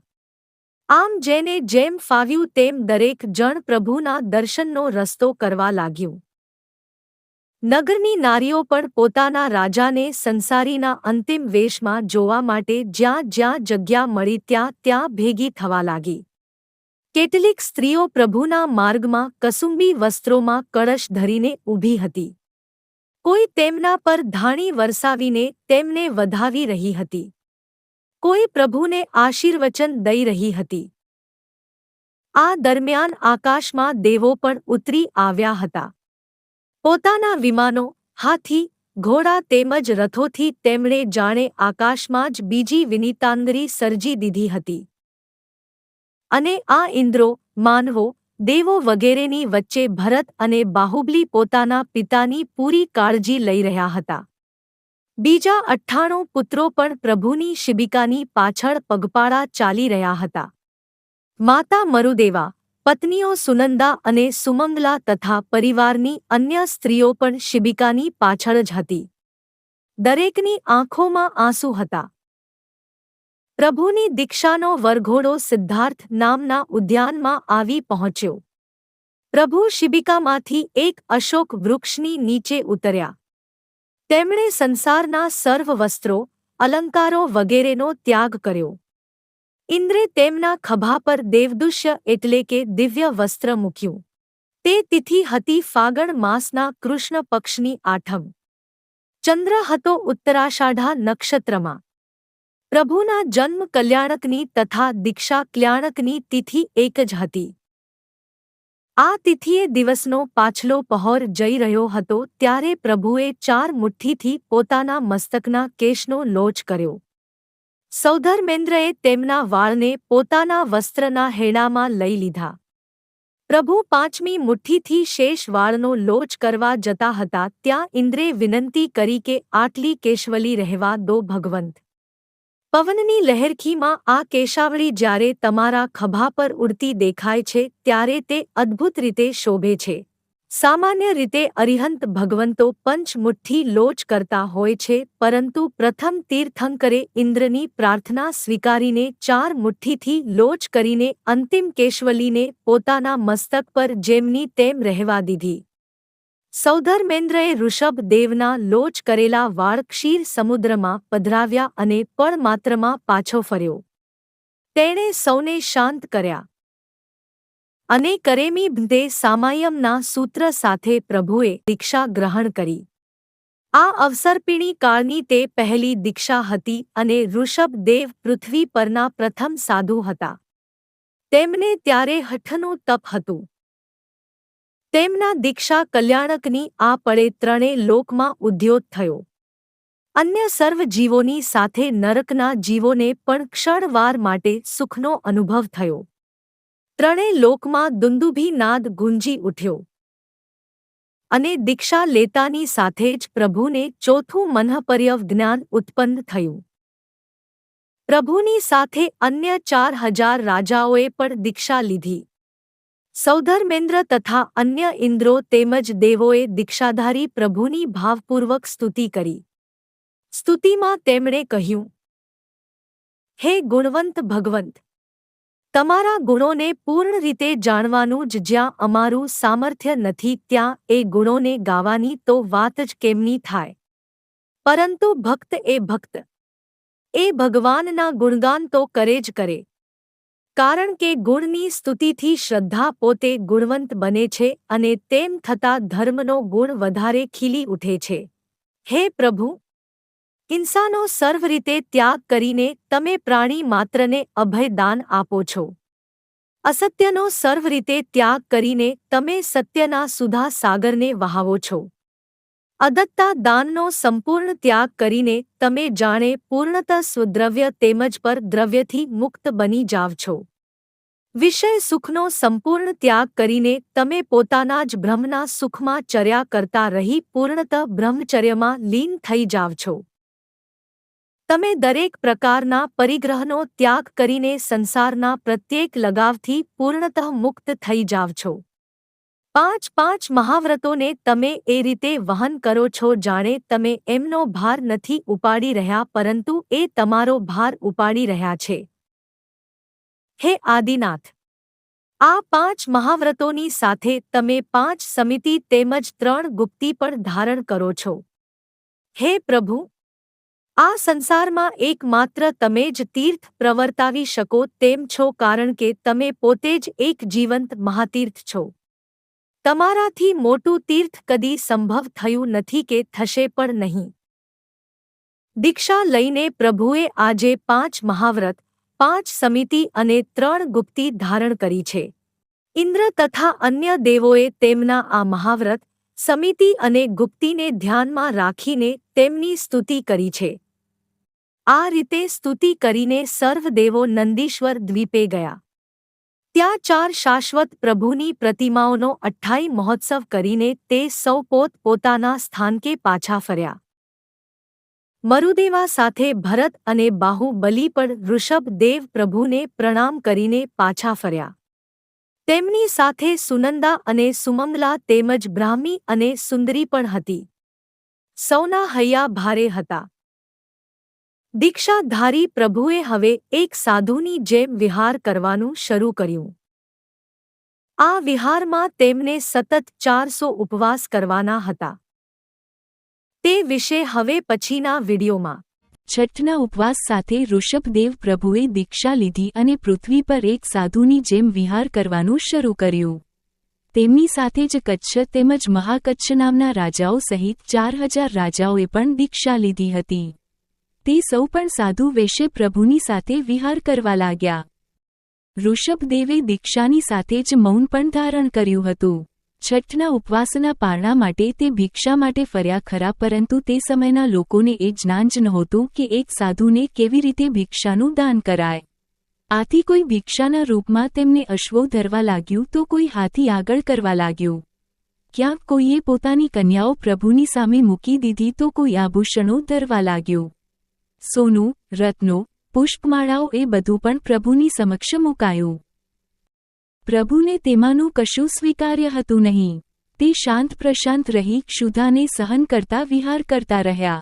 તેમની સાથેના સાધુઓ પણ એ જ રીતે તેમને અનુસરતા રહ્યા. ઋષભદેવ તો તીર્થંકર નામકર્મ ધરાવતા હતા. તે તો ભૂખને સમતાથી સહન કરતા રહ્યા, પરંતુ તેમની સાથેના સાધુઓ માટે આ સ્થિતિ સહન કરવી સરળ નહોતી. પ્રભુ નિદ્રા નહોતા લેતા કે તાપ વગેરેથી પોતાનું રક્ષણ પણ નહોતા કરતા. આ વાત પણ સાધુઓ માટે નવીન હતી. છેવટે તે સૌ કચ્છ અને મહાકચ્છની પાસે ગયા. બંનેને પોતાની સમસ્યા કહી અને પૂછ્યું કે હવે શું કરવું? ઋષભદેવને અનુસરીને દીક્ષા તો લઈ લીધી, પણ હવે આ સાધુ જીવન આકરું થઈ પડ્યું છે. પ્રભુને કાંઈ પૂછીએ તો તે કાંઈ બોલતા જ નથી. જાણે આજીવન મૌન વ્રત લઈને બેઠા છે. બીજું કે આપણે જે રાજ્યો ત્યાગી દીધા છે તે હવે ભરતની પાસે છે. તેની પાસે રાજ્યો પાછા માગવા, પણ એ માટે સાધુ વેશ ત્યાગીને ફરી સંસારી બનવું પડે. તે આપણને શોભે ખરું? આમાં હવે તમે જ રસ્તો બતાવો, કારણ કે તમે બંને જ પ્રભુની સૌથી વધારે નજીક છો. વાસ્તવમાં કચ્છ અને મહાકચ્છની સમસ્યા પણ એ જ હતી કે મૌનધારી પ્રભુ કાંઈ બોલતા નહોતા. આથી તેમને પૂછવાથી કોઈ અર્થ સરે તેમ નહોતો. વળી ગંભીર પ્રભુના મનનો તાગ પામવો પણ કોઈના માટે સરળ નહોતો. આમ બધાની મનોસ્થિતિ એક સરખી હતી અને હવે તો મન જે કહે તે જ કરવાનું હતું. તેમને બીજું કાંઈ ના સૂઝ્યું એટલે તે ગંગા નદીના તટની નજીક આવેલા વનમાં ગયા. ત્યાં તેમણે પોતાની ઈચ્છા મુજબ કંદમૂળ તથા ફળોનો આહાર કર્યો. આ રીતે તે પૃથ્વી પરના પ્રથમ તાપસ બન્યા. તેમના થકી વનવાસી તથા કંદમૂળ, ફળો વગેરેનો આહાર કરતા જટાધારી તાપસોનું પ્રવર્તન થયું. કચ્છ અને મહાકચ્છના નમી અને વિનમી નામના પુત્રો હતા. પ્રભુની દીક્ષાના સમયે તે પરદેશમાં હતા. તે પાછા ફર્યા અને તેમણે પોતાના પિતાઓને વનમાં તાપસના રૂપમાં જોયા. તેમણે આ માટેનું કારણ પૂછ્યું. કચ્છ અને મહાકચ્છે તેમને બધી વાત જણાવી. તેમને સાંભળ્યા પછી નમી અને વિનમીને એ સમજાયું નહીં કે આમાં પોતે શું સમજવું અથવા શું કરવું. છેવટે તે બંને પ્રભુની પાસે પહોંચી ગયા અને પૂછ્યું કે તમારા પુત્ર ભરતને બધું અને અમને કશું જ નહીં, એવું કેમ? પ્રભુ મૌન જ રહ્યા. નમી વિનમી પણ પાછા ના પડ્યા. તે પ્રભુની પાસે જ રહી પડ્યા. તેમના સેવક હોય તેમ તે પ્રભુની આસપાસથી ધૂળ વગેરે દૂર કરવા લાગ્યા અને કમળપત્રોમાં જળ લાવીને પ્રભુની આસપાસ છાંટવા લાગ્યા. મૌન પ્રભુની મૌન સેવા. સેવા કરતા કરતા તે બંને રોજ સવાર, બપોર અને સાંજના સંધિકાળે પ્રભુને આટલી પ્રાર્થના કરતા રહ્યા, હે સ્વામીન, અમને રાજ્ય આપો. તમારા સિવાય અમારો બીજો કોઈ સ્વામી નથી. એક વખત નાગલોકનો સ્વામી ધરણેન્દ્ર પ્રભુને વંદન કરવા માટે આવ્યો. પ્રભુની પાસે રાજલક્ષ્મી માગતા આ રાજકુમારોને તેણે જોયા. તેમની સાથે વાત કરતા ધરણેન્દ્રને પૂરી વિગતની જાણ થઈ. તેણે રાજકુમારોને કહ્યું કે ઋષભ પ્રભુ તો હવે સંયમધારી છે. તમે ભરતની પાસે જાઓ. તે પ્રભુનો પુત્ર છે અને ન્યાયી પણ છે. જવાબમાં રાજકુમારોએ કહ્યું, અમારી પાસે વિશ્વના સ્વામી એવા સ્વયં ઋષભદેવ છે. તો તેમને મૂકીને બીજો સ્વામી શિદને કરીએ? કલ્પવૃક્ષ હોય ત્યાં કેરડાના વૃક્ષનું સેવન કોણ કરે? ધરણેન્દ્ર તેમની આવી અચલ સ્વામી ભક્તિથી પ્રભાવિત થયો. તેણે આ બંને રાજકુમારોને એક બે નહીં પણ પૂરી 48,000 વિદ્યાઓ આપી. આ એવી વિદ્યાઓ હતી જેમનો પાઠ કરતા જ તે સિદ્ધિ આપે. આ વિદ્યાઓ આપી તેણે રાજકુમારોને વૈતાડ્ય નામના પર્વત પર જઈ નગરો વસાવવા માટે કહ્યું. નમી અને વિનમીએ તેની વાત માની. ઋષભ પ્રભુને નમન કરીને તે બંને પોતાના પિતા કચ્છ તેમજ મહાકચ્છની પાસે પહોંચ્યા. તેમને બધી વાત કરી. ત્યાંથી તે અયોધ્યાના પતિ ભરતની પાસે પહોંચ્યા. ભરતને નમી પોતાને મળેલી સિદ્ધિની વાત કરી તે સ્વજનો તથા પરિજનો સાથે વૈતાડ્ય પર્વત પર પહોંચ્યા. અહીં નમીએ દક્ષિણ શ્રેણીમાં 50 નગરો વસાવ્યા. વિનમીએ ઉત્તર શ્રેણીમાં 60 નગરો વસાવ્યા. બંનેના પિતા કચ્છ અને મહાકચ્છ તાપસના રૂપમાં જ વનવાસી રહ્યા. 1 વર્ષ જેટલો સમય વીતી ગયો. પ્રભુ હજુ પણ ઉપવાસી હતા. 400 ઉપવાસ થઈ ચૂક્યા હતા. તેમનું એક અતિ ભારે કર્મ પોતાનું ફળ બતાવી રહ્યું હતું. જો કે આટલા ઉપવાસ પછી પણ ઋષભદેવનું આંતરિક સત્વ હજુ જેવું ને તેવું જ હતું, પરંતુ દેહ કૃશ થવા લાગ્યો હતો. તેમને બીજી તો કોઈ ચિંતા નહોતી, પરંતુ તે જાણતા હતા કે શરીરને ટકાવવા માટે આહારનું પોષણ આવશ્યક હતું. તેમને બીજી એ પણ ચિંતા હતી કે પેલા 4000 સાધુઓ પથથી ભ્રષ્ટ થયા હતા. એમનું જોઈ અન્ય સાધુઓ પણ ભવિષ્યમાં ભ્રષ્ટ થઈ શકતા હતા. આ ચિંતા તથા ચિક્કાર સાથે ઋષભદેવ પ્રભુ એક દિવસ ગજપુર નામના નગરમાં પધાર્યા. એ દિવસ હતો વૈશાખ માસની ત્રીજનો, એટલે કે અખાત્રીજનો. આ તિથિની પોતાની એક કથા છે. એ વિશે હવે પછીના વિડીયોમાં. ઋષભદેવની દીક્ષાને 1 વર્ષ જેટલો સમય વીતી ગયો. દીક્ષા લીધી ત્યારથી પ્રભુ ઉપવાસી છે. 400 ઉપવાસ થઈ ચૂક્યા છે. તેમનું એક અતિ ભારે કર્મ પોતાનું ફળ બતાવી રહ્યું છે. જો કે આટલા ઉપવાસ પછી પણ ઋષભદેવનું આંતરિક સત્વ હજુ જેમનું તેમ જ છે, પરંતુ દેહ કૃશ થવા લાગ્યો છે. આ કૃશ દેહ સાથે પ્રભુ એક દિવસ ગજપુર નામના નગરમાં પધાર્યા. અહીં બાહુબલીના પુત્ર સોમપ્રભનું શાસન છે. સોમપ્રભને શ્રેયાંસ નામે એક પુત્ર છે. આ શ્રેયાંસને એક સ્વપ્ન આવ્યું. સ્વપ્નમાં તેણે જોયું કે ચારે તરફથી કાંઈક શ્યામ થયેલા સુવર્ણગિરી મેરુ પર્વતનો પોતે દૂધના ઘડાથી અભિષેક કર્યો. તેનાથી પર્વત પહેલાંની જેમ ઉજ્જવળ થઈ ગયો. એ જ સમયે નગરના સુબુદ્ધિ નામના શેઠને એવું સ્વપ્ન આવ્યું કે સૂર્યથી છૂટા પડી ગયેલા સહસ્ત્ર કિરણોને શ્રેયાંસકુમારે ફરી પાછા સૂર્યમાં જોડી દીધા. તેમ થતાં સૂર્ય અધિક પ્રકાશવંતો થઈ ગયો. અને એ જ સમયે શ્રેયાંસના પિતા સોમપ્રભ રાજાને પણ એવું સ્વપ્ન આવ્યું કે ઘણા શત્રુઓથી દરેક દિશાઓમાં ઘેરાઈ ગયેલા કોઈ રાજાએ શ્રેયાંસની મદદથી વિજય પ્રાપ્ત કર્યો. સવારે જાગીને શ્રેયાંસ પોતાના સ્વપ્ન પર વિચાર કરવા લાગ્યો કે આ સ્વપ્નનો અર્થ શો હશે. એટલામાં રાજા સોમપ્રભ અને શેઠ સુબુદ્ધિ તેની પાસે આવી પહોંચ્યા. તે બંને એટલા માટે આવ્યા છે કે પોતપોતાના સ્વપ્નમાં તેમણે શ્રેયાંસને જોયો છે. ત્રણેય સાથે બેસીને એકબીજાના સ્વપ્નો પર વિચાર કરવા લાગ્યા. જો કે તે કોઈ નિષ્કર્ષ પર પહોંચી શક્યા નહીં. છેવટે કોઈ નિર્ણય પર પહોંચ્યા વિના જ તે છૂટા પડ્યા. અને ત્યારે જ પ્રભુનું નગરમાં આગમન થયું. નગરના સૌએ તેમને હર્ષથી જોયા. જેની પાસે જે હતું તે અર્પણ કરવા માટે હર કોઈ તત્પર થઈ ગયા. એક પછી એક તે પ્રભુને વિનવવા લાગ્યા કે અમને લાભ આપો પ્રભુ, કે અમે તમને કાંઈક દઈ શકીએ. પણ પ્રભુ તો મૌન હતા અને મૌન જ રહ્યા. તે ભિક્ષા માટે દરેક દ્વાર પર અવશ્ય ગયા, પરંતુ પોતાને કલ્પે તેવું દાન ના દેખાતા ચૂપચાપ આગળ વધી ગયા. આખી નગરીમાં કોલાહલ મચી ગયો કે પ્રભુ આવ્યા છે ભિક્ષા માટે, પણ જાય છે કશું લીધા વગર. આ કોલાહલ રાજભવન સુધી પહોંચ્યો. શ્રેયાસે તે સાંભળ્યો અને પોતાના છડીદારને વસ્તુ સ્થિતિ જાણવા માટે મોકલ્યો. છડીદાર ગયો અને થોડી વારમાં પૂરી વિગત સાથે પાછો આવ્યો અને શ્રેયાંસને જણાવ્યું કે સ્વયં ઇન્દ્ર જેમના સેવક છે અને જેમણે પૃથ્વીના મનુષ્યોને સંસાર ધર્મ બતાવ્યો છે, તે પ્રભુ ઋષભદેવ નગરીમાં પધાર્યા છે. તેમના થકી જ અન્ય રાજાઓ તથા તમારા પિતાશ્રીને રાજલક્ષ્મી મળી છે. તેમણે સર્વ સાવધ્ય યોગો એટલે કે પાપ વ્યવહારોનો ત્યાગ કર્યો છે. તે ભિક્ષાર્થે નગરમાં પધાર્યા છે. તેનો આ બધો કોલાહલ છે.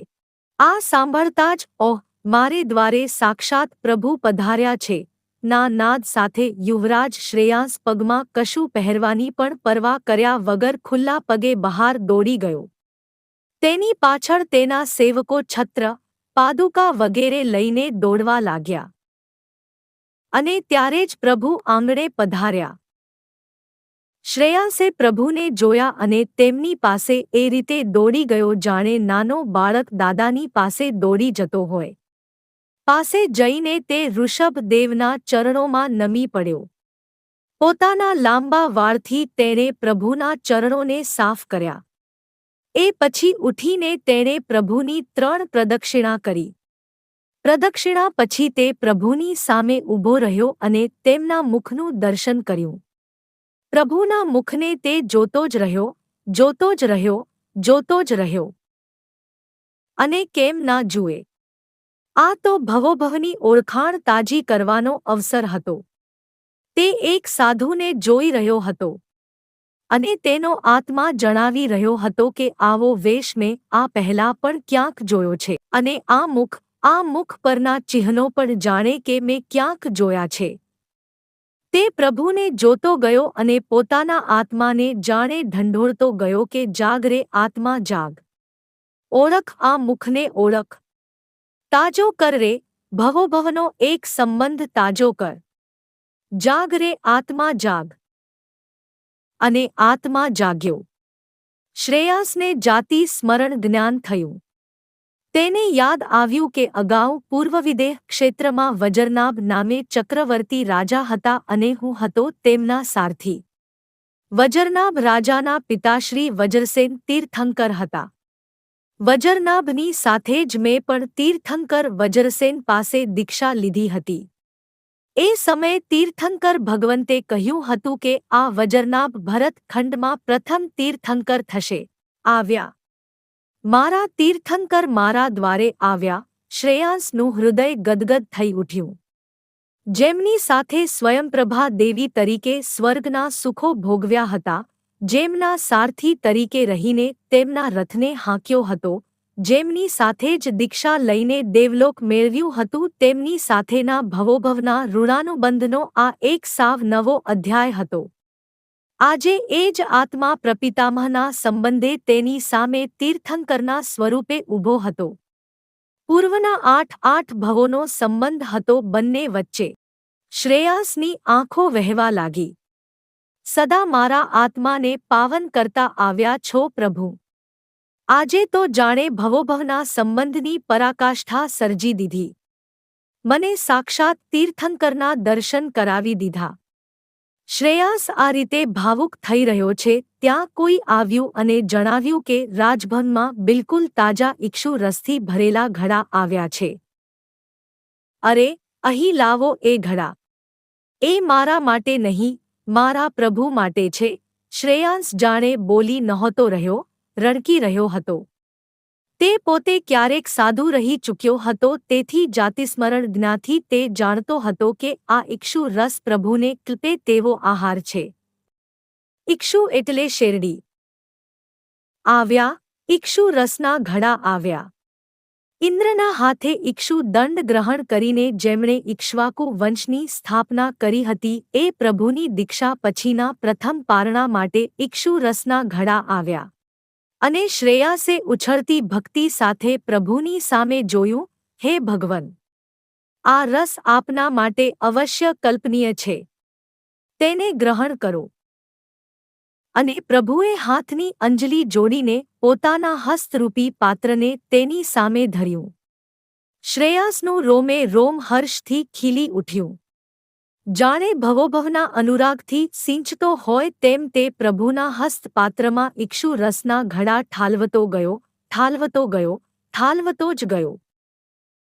પ્રભુના હસ્તમાં ઘણો રસ સમાયો, પરંતુ સત્ય એ હતું કે તેમના હસ્તો કરતાં વધારે રસ શ્રેયાસના હૃદયમાં સમાયો હતો. પારણું થયું પ્રભુનું અને હૈયું ભરાયું શ્રેયાસનું. અને આકાશમાં પંચદિવ્યો પ્રગટ થયા. દિવ્ય દુંદુભી ગાજ્યા. દિવ્ય રત્નો વરસ્યા. પંચવર્ણી દિવ્ય પુષ્પો વરસ્યા. દિવ્ય ગંધોદક સુગંધિત જળ વરસ્યા. દિવ્ય વસ્ત્રો વરસ્યા. વૈશાખ માસની શુક્લ તૃતીયાનો પાવન દિવસ હતો તે. આ દિવસે શ્રેયાંસના હાથે દેવાયેલું દાન અક્ષય થયું. આથી તે પર્વક્ષય તૃતીયાનું નામ પામ્યું. શ્રેયાસે આપેલું એ દાન સંસારનું સર્વપ્રથમ દાન હતું. એટલે કે આ પૃથ્વી પર બીજા બધા વ્યવહાર ધર્મ ઋષભદેવના હાથે સ્થાપિત થયા અને દાન ધર્મ શ્રેયાંસના હાથે સ્થાપિત થયો.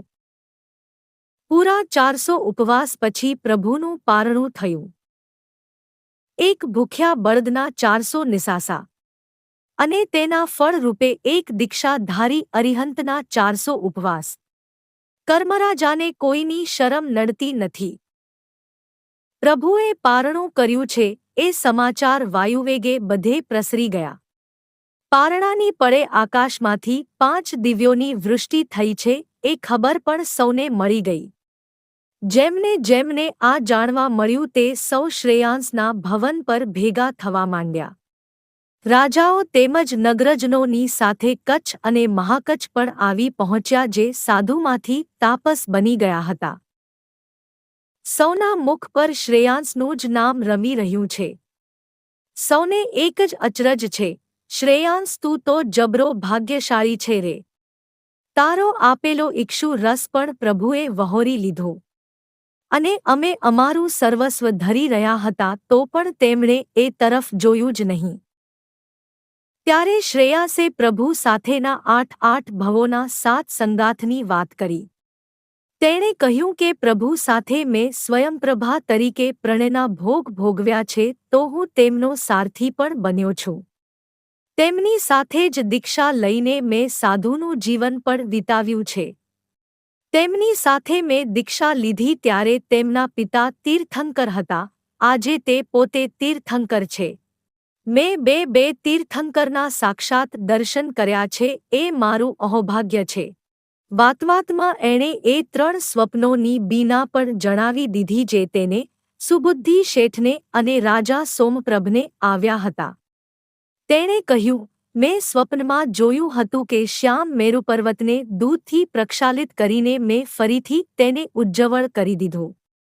એનો સંકેત એ હતો કે તપના કારણે કૃશ થઈ ગયેલા પ્રભુને પારણું કરાવી મેં તેમના દેહને નવપલ્લવિત કરી દીધો. મોક્ષ માટે તપ આવશ્યક છે, તપ માટે દેહ આવશ્યક છે અને દેહ માટે આહાર આવશ્યક છે. મેં પ્રભુના દેહનું પોષણ કરીને તેમના મોક્ષ માર્ગને ઉજ્જવળ કરી દીધો. સુબુદ્ધિ શેઠને એવું સપનું આવ્યું હતું કે સૂર્યથી છૂટા પડેલા સહસ્ત્ર કિરણોને મેં પાછા સૂર્યની સાથે જોડી દીધા. એ સહસ્ત્ર કિરણો એટલે પ્રભુનું કેવળ જ્ઞાન. આટલા ઉપવાસોને કારણે પ્રભુના દેહનું ટકવું મુશ્કેલ થઈ ગયું હતું. દેહ વગર આત્મા રહી શકે નહીં અને તેને કેવળ જ્ઞાન પણ નીપજી શકે નહીં. આમ જાણે પ્રભુરૂપી સૂર્યના કિરણો પ્રભુથી છૂટા પડી રહ્યા હતા. મારા હાથે તેમનું પારણું થતાં તેમનો દેહ ટકી ગયો અને તેમનો આત્મા કેવળ જ્ઞાન પામવા માટે ફરી સુસજ્જ થઈ ગયો. ત્રીજું સપનું આવ્યું હતું મારા પિતાશ્રીને. તેમણે જોયું કે શત્રુઓ દ્વારા દરેક દિશાઓથી ઘેરાઈ ગયેલા એક રાજાએ મારી મદદથી શત્રુઓનો પરાજય કર્યો. એ રાજા એટલે પ્રભુ ઋષભદેવ. તેમનો આત્મા પરીશો સાથે યુદ્ધ કરી રહ્યો હતો. તેમાં સૌથી મોટો પરીશ હતો અસંખ્ય ઉપવાસોનો. પારણું કરાવી મેં એ શત્રુનો પરાભવ કરી દીધો. આમ મારી મદદથી તે રાજાની એટલે કે પ્રભુની જીત થઈ. શ્રેયાસની વાતે સૌને અચંબિત અને એટલા જ આનંદિત કર્યા.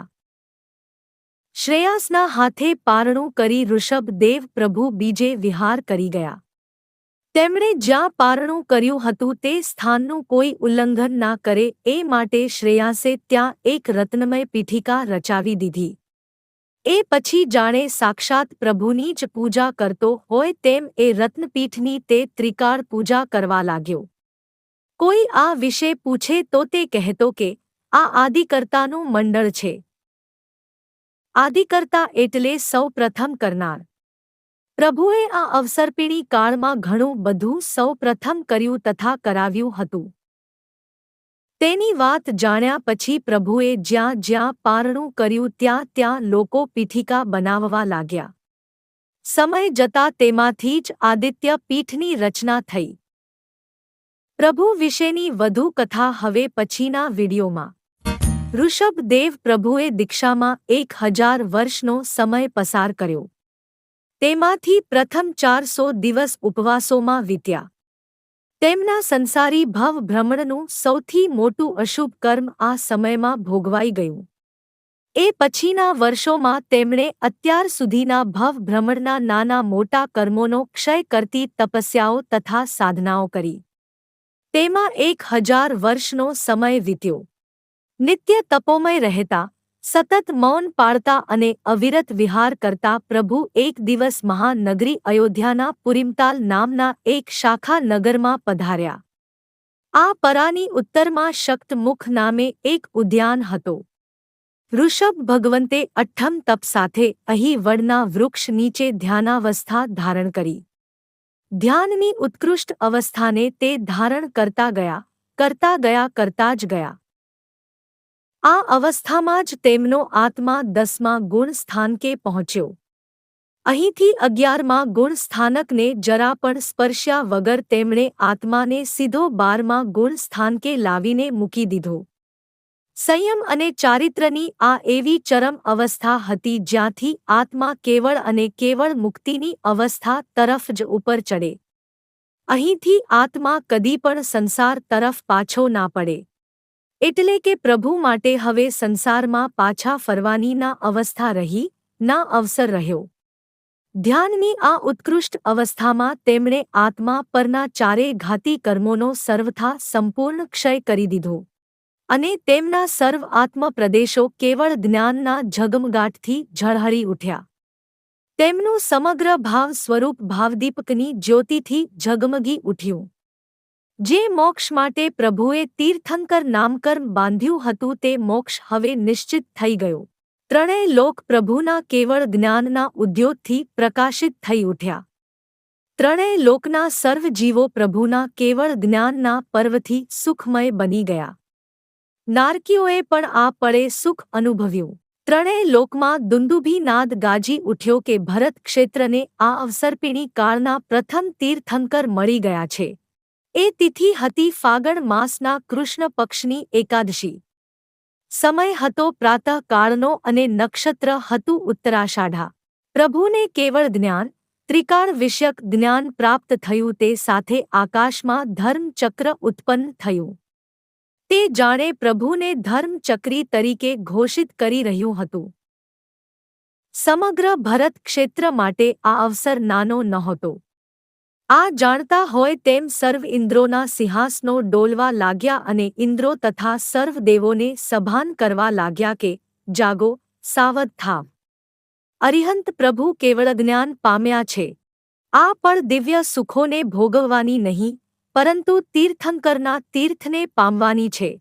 આ ઘોષણાને વધારે દઢ રીતે દોહરાવતા હોય તેમ દેવ લોકોના સર્વ ઘંટો પણ એકસરખા મધુર ગુંજારવથી એક સાથે વાગવા લાગ્યા. તે જાણે કહેતા હતા, સંસારને તીર્થંકર મળ્યા છે.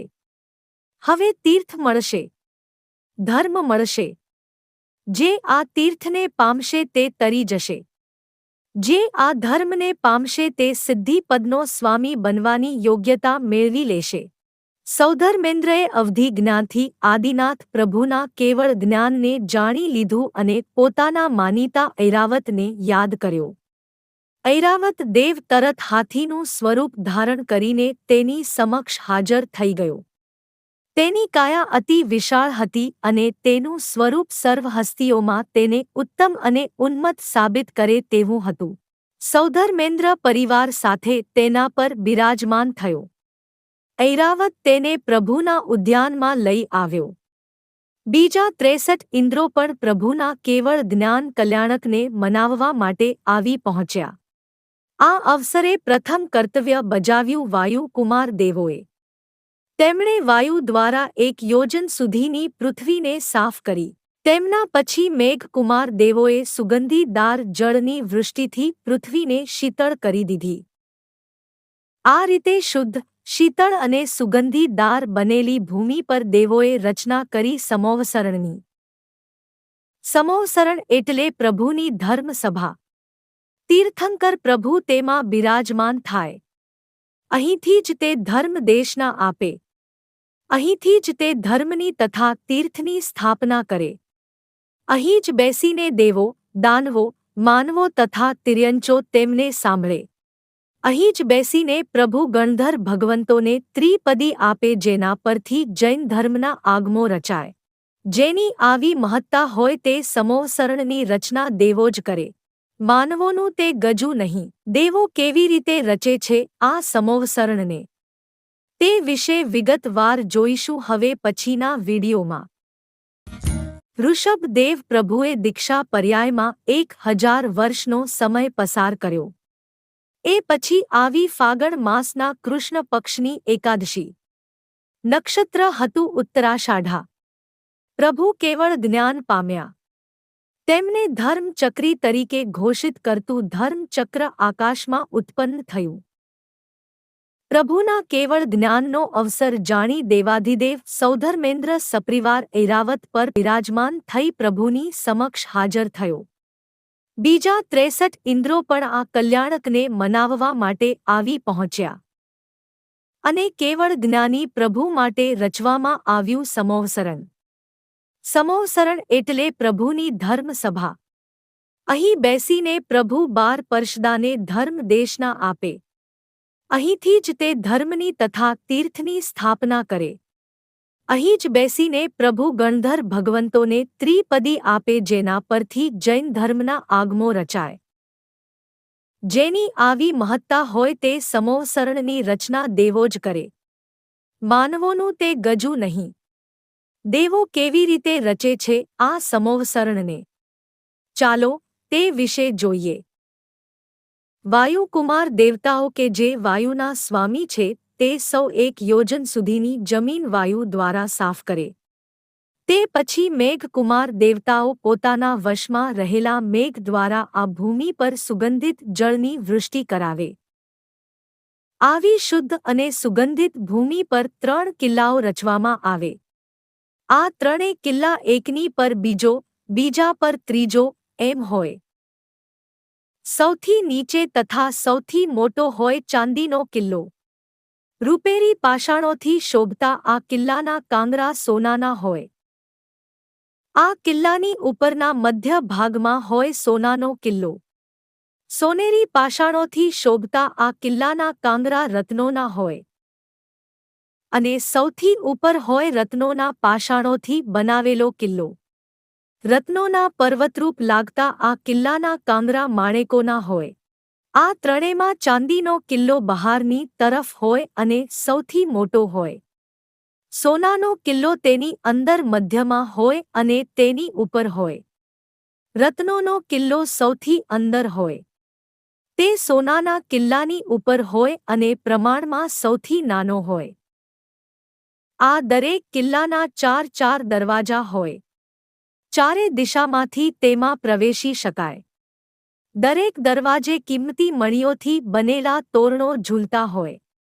આ તોરણોની બંને તરફ મંગળ પાત્ર જેવા કળશ શ્રેણીબંધ મૂકેલા હોય. દરેક કળશના મુખ પર કમળ શોભતું હોય. વળી દરેક દરવાજાની પાસે શુદ્ધ તથા સ્વાદિષ્ટ જળ ધરાવતી એક મનોહર વાપિકા એટલે કે વાવ હોય. આ વાપિકામાં સુવર્ણમય કમળ વહેતા હોય. આ પણ ઓછું હોય તેમ દરેક દરવાજે દેવતાઓ ધૂપદાની મૂકે.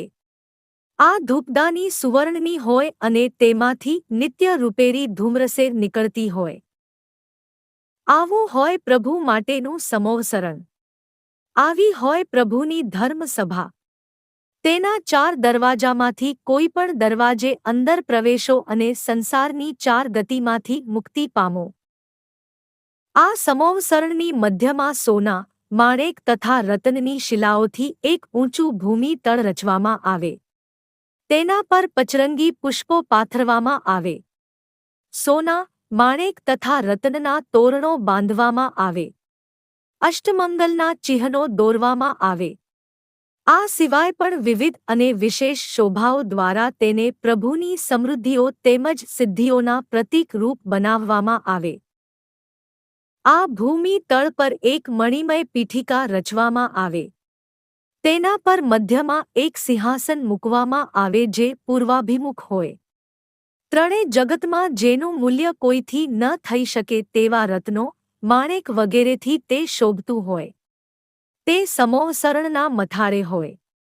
પ્રભુ આ સિંહાસન પર બેસીને દેશના આપે. 4 દિશાના 4 સિંહાસન હોય. આ સમોવસરણની રચના દરમિયાન દેવો પ્રકૃતિ તથા કુદરતની ખાસ કાળજી રાખે. પૃથ્વી પરના વૃક્ષો તથા અન્ય પર્યાવરણને આંચ ના આવે તે માટે વૃક્ષોથી ઊંચું રહે તેમ સમોવસરણને અદ્ધર રચવામાં આવે. સમોવસરણના 3 ગઢમાંથી અંદરના પ્રથમ રત્નમય ગઢમાં સાધુ, સાધ્વી, શ્રાવક, શ્રાવિકા તેમજ 4 પ્રકારના દેવો બેસે છે. 4 પ્રકારના દેવો એટલે વ્યંતર, ભવનપતિ, જ્યોતિષી તથા વૈમાનિક દેવો. વૈમાનિક દેવોમાં ઇન્દ્રો સહિત સર્વ દેવો આવી જાય છે. આ ચારે પ્રકારના દેવોની સાથે તેમની દેવીઓ પણ બેસે છે. એમ મળીને કુલ 12 પરશદા એટલે કે પરિષદ બેસે છે. બીજા સુવર્ણમય ગઢમાં તિર્યંચો બેસે છે. ત્રીજા રૂપામય ગઢમાં દેવો, દાનવો તથા માનવોના વાહનો રાખવામાં આવે છે. પૂરા 1 યોજનમાં ફેલાયેલું હોય છે આ સમોવસરણ. તેમાં 1000, 2000 કે લાખ 2 લાખ નહીં પરંતુ ગણી ના શકાય તેટલી સંખ્યામાં દેવો, દાનવો, માનવો તથા તિર્યંચો આરામથી સમાઈ જાય છે. એક અદ્ભુત સુખ તથા શાતાના અનુભવ સાથે તે સૌ પ્રભુની દેશના સાંભળે છે. આપણા ઋષભ દેવ પ્રભુ માટે દેવોએ આવા સમોવસરણની રચના કરી છે. પ્રભુએ તે સમોવસરણ તરફ પગલાં ભર્યા. તેમના પગ ક્યાંક અશુદ્ધ ભૂમિ પર ના પડી જાય એ માટે દેવોએ 9 સુવર્ણ કમળની રચના કરી. દરેક કમળ 1000 પાંદડીઓનું બનેલું છે. દરેક પાંદડીની સપાટી મૃદુ છે. તેમાંના 2 કમળની ઉપર પ્રભુ પગ મૂકે એટલે દેવો તેમની આગળ 2 કમળ મૂકી દે. આ રીતે દરેક વાર 2 કમળ પ્રભુની આગળ જ રહે. આ કમળો પર ચાલી ઋષભ દેવ તીર્થંકરે સમોવસરણમાં પૂર્વના દ્વારેથી પ્રવેશ કર્યો. અશોક વૃક્ષ પાસે આવી તેમણે તેની પ્રદક્ષિણા કરી અને નમો તિથ્થસના મંત્રોચ્ચાર સાથે તે પૂર્વાભિમુખ રહેલા સિંહાસન પર બિરાજમાન થયા. તેમના બિરાજમાન થયા પછી વ્યંતર દેવોએ તેમના 3 પ્રતિબિંબ રચ્યા અને બાકીના 3 સિંહાસનો પર તે પ્રતિબિંબોને સ્થાપિત કર્યા. આ રીતે પ્રભુ ચતુર્મુખ દેખાવા લાગ્યા. તીર્થંકર ઋષભ દેવ સમોવસરણમાં સિંહાસન પર બિરાજમાન થયા તે પછી દેવો, દેવીઓ, સાધુઓ, સાધ્વીઓ, શ્રાવકો, શ્રાવિકાઓ વગેરેની 12 પરશદાઓ પણ સમોવસરણના રત્નમય ગઢમાં બિરાજમાન થઈ. સુવર્ણમય ગઢમાં તિર્યંચોએ સ્થાન લીધા. રૂપામય ગઢમાં સૌના વાહનો રાખવામાં આવ્યા. આ સૌની વચ્ચે સૌધર્મેન્દ્રે કેવળ જ્ઞાની પ્રભુની સ્તુતિ કરી. આ હતું પ્રથમ તીર્થંકર ભગવંતનું કેવળ જ્ઞાન કલ્યાણક. તેમની દેશના વિશે હવે પછીના વિડીયોમાં. ઋષભ દેવ પ્રભુ કેવળ જ્ઞાન પામ્યા. તેમણે પોતાની પ્રથમ દેશના આપી. દેશનામાં તેમણે આત્માની જન્મ, જરા, મૃત્યુની સ્થિતિ વિશે કહ્યું. સંસારની આધિ, વ્યાધિ, ઉપાધિ વિશે જણાવ્યું. સમ્યક જ્ઞાથી કેવળ જ્ઞાન સુધીની સમજ આપી. ગૃહસ્થોના 12 વ્રત દર્શાવ્યા અને મોક્ષનો બોધ આપ્યો. પ્રભુની દેશનાને અંતે ભરત રાજાનો પુત્ર ઋષભસેન ઊભો થયો. પ્રભુના હાથે સૌ પ્રથમ દીક્ષા તેણે લીધી. તેને અનુસરતા ભરતના બીજા 500 પુત્ર તેમજ 700 પૌત્રોએ પણ દીક્ષા ધારણ કરી. ભરતની સાથે જ જન્મેલી બ્રાહ્મીએ પણ દીક્ષા લીધી. તે સંસારની પ્રથમ સાધ્વી બની. બાહુબલીની સાથે જન્મેલી સુંદરી પણ દીક્ષા લેવા તત્પર હતી પરંતુ ભરતે તેને રોકી લીધી. આથી તે સાધ્વી બનવાને બદલે શ્રાવિકા બની. તે સંસારની સર્વપ્રથમ શ્રાવિકા ગણાઈ. ભરતે પોતે પણ શ્રાવકના વ્રતો ગ્રહણ કર્યા અને તે સર્વપ્રથમ શ્રાવક બન્યો. અગાઉ પ્રભુની સાથે જેમણે દીક્ષા લીધી હતી અને પછી જે તાપસ બની ગયા હતા તે 4000 સાધુઓમાંથી કચ્છ અને મહાકચ્છ સિવાયના અન્ય સર્વ રાજાઓએ પણ ફરીવાર પ્રભુના હાથે દીક્ષા ધારણ કરી. આ રીતે ઋષભસેન વગેરે સાધુઓ, બ્રાહ્મી વગેરે સાધ્વીઓ, ભરત વગેરે શ્રાવકો અને સુંદરી વગેરે શ્રાવિકાઓ એમ પ્રભુના હાથે ચતુર્વિધ સંઘની સ્થાપના થઈ. પ્રથમ દીક્ષા લેનાર ઋષભસેન પ્રભુના પ્રથમ ગણધર બન્યા જે પુંડરીકના નામે પ્રસિદ્ધ થયા. તેમની સાથે અન્ય 83 સાધુ પણ ગણધર બન્યા. આ સર્વ 84 ગણધરોએ પ્રભુની પ્રથમ પ્રદક્ષિણા કરી અને પ્રદક્ષિણાને અંતે એક પ્રશ્ન કર્યો, કિમ તત્તમ? એટલે કે, હે પ્રભુ, તત્વ શું છે? પ્રભુએ જવાબમાં કેવળ એક પદ જ સંભળાવ્યું, ઉપન્નેયવા, એટલે કે તે ઉત્પન્ન થાય છે. ગણધરોએ પ્રભુની બીજી પ્રદક્ષિણા કરી અને ફરીવાર એ જ પ્રશ્ન પૂછ્યો, કિમ તત્તમ? પ્રભુએ જવાબમાં બીજું પદ આપ્યું, વિગમેયવા, એટલે કે તેનો નાશ થાય છે. ગણધરોએ પ્રભુની ત્રીજી પ્રદક્ષિણા કરી અને આ વખતે પણ એનો એ જ પ્રશ્ન પૂછ્યો, કિમ તત્તમ? પ્રભુએ જવાબમાં ત્રીજું પદ આપ્યું, દુવેઈ વા, એટલે કે તે ધ્રુવ છે, શાશ્વત છે. ગણધર ભગવંતો દ્વારા તીર્થંકર ભગવંતની 3 પ્રદક્ષિણા. દરેક પ્રદક્ષિણાને અંતે એક સરખો સવાલ, કિમ તત્તમ?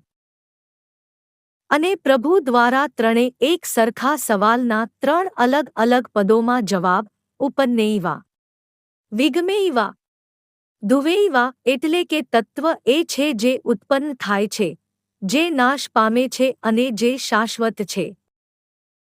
ગણધર ભગવંતો આ ત્રિપદી પરથી માત્ર 48 મિનિટમાં રચે છે જૈન ધર્મના આગમો. એટલે કે સમસ્ત જીન શાસનનું રહસ્ય આ 3 પદોમાં સમાઈ જાય છે. આ જીનાગમો 14 પૂર્વ અને દ્વાદશાંગીના રૂપમાં હોય છે. પ્રભુ વાસક્ષેપ દ્વારા આ જીનાગમોને પ્રમાણિત કરે છે. તીર્થંકર ભગવંતોની દેશના એટલે તેમના દ્વારા અપાતો ધર્મનો ઉપદેશ.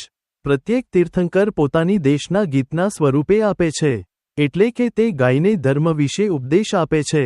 તે હંમેશા લોકોને ગમે તેવા રાગમાં ગાઈને દેશના આપે છે અને તે સમયે દેવો તેમની દેશના એટલે કે ધર્મગીતમાં સૂર પુરાવે છે.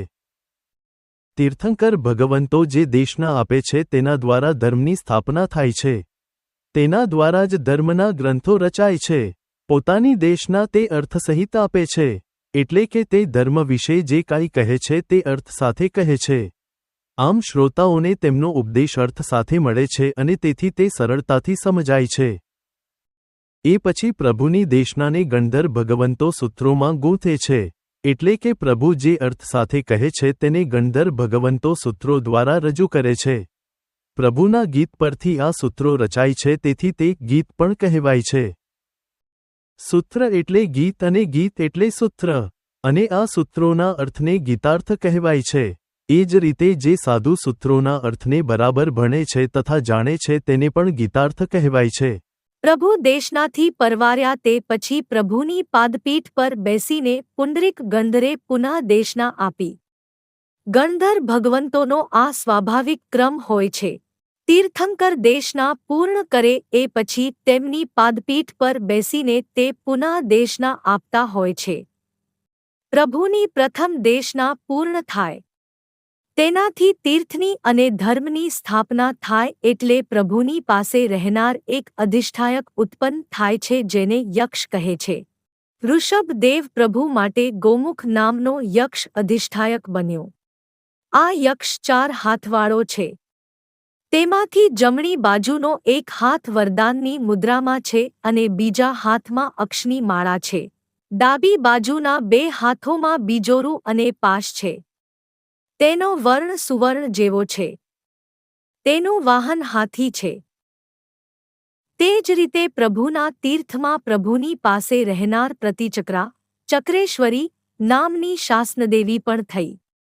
તેનો વર્ણ પણ સુવર્ણ જેવો છે. તે ગરુડના આસન પર બિરાજમાન છે. તેની જમણી બાજુનો એક હાથ વરદાનની મુદ્રામાં છે. બીજા હાથમાં બાણ, ત્રીજા હાથમાં ચક્ર અને ચોથા હાથમાં પાશ છે. ડાબી બાજુના 4 હાથોમાં ધનુષ, વજ્ર, ચક્ર અને અંકુશ છે. વધુ હવે પછીના વિડીયોમાં. ઋષભદેવ પ્રભુ કેવળ જ્ઞાન પામ્યા. પ્રથમ તીર્થંકર તરીકે તેમણે પોતાની પ્રથમ દેશના આપી. એ પછી તેમણે 84 ગંધરોને ત્રિપદી આપી જેના પરથી ગંધરોએ માત્ર 48 મિનિટમાં જ જૈન ધર્મગ્રંથોની રચના કરી દીધી. ગણધર ભગવંતો ગણધર નામ કર્મ ધરાવતા હોય છે.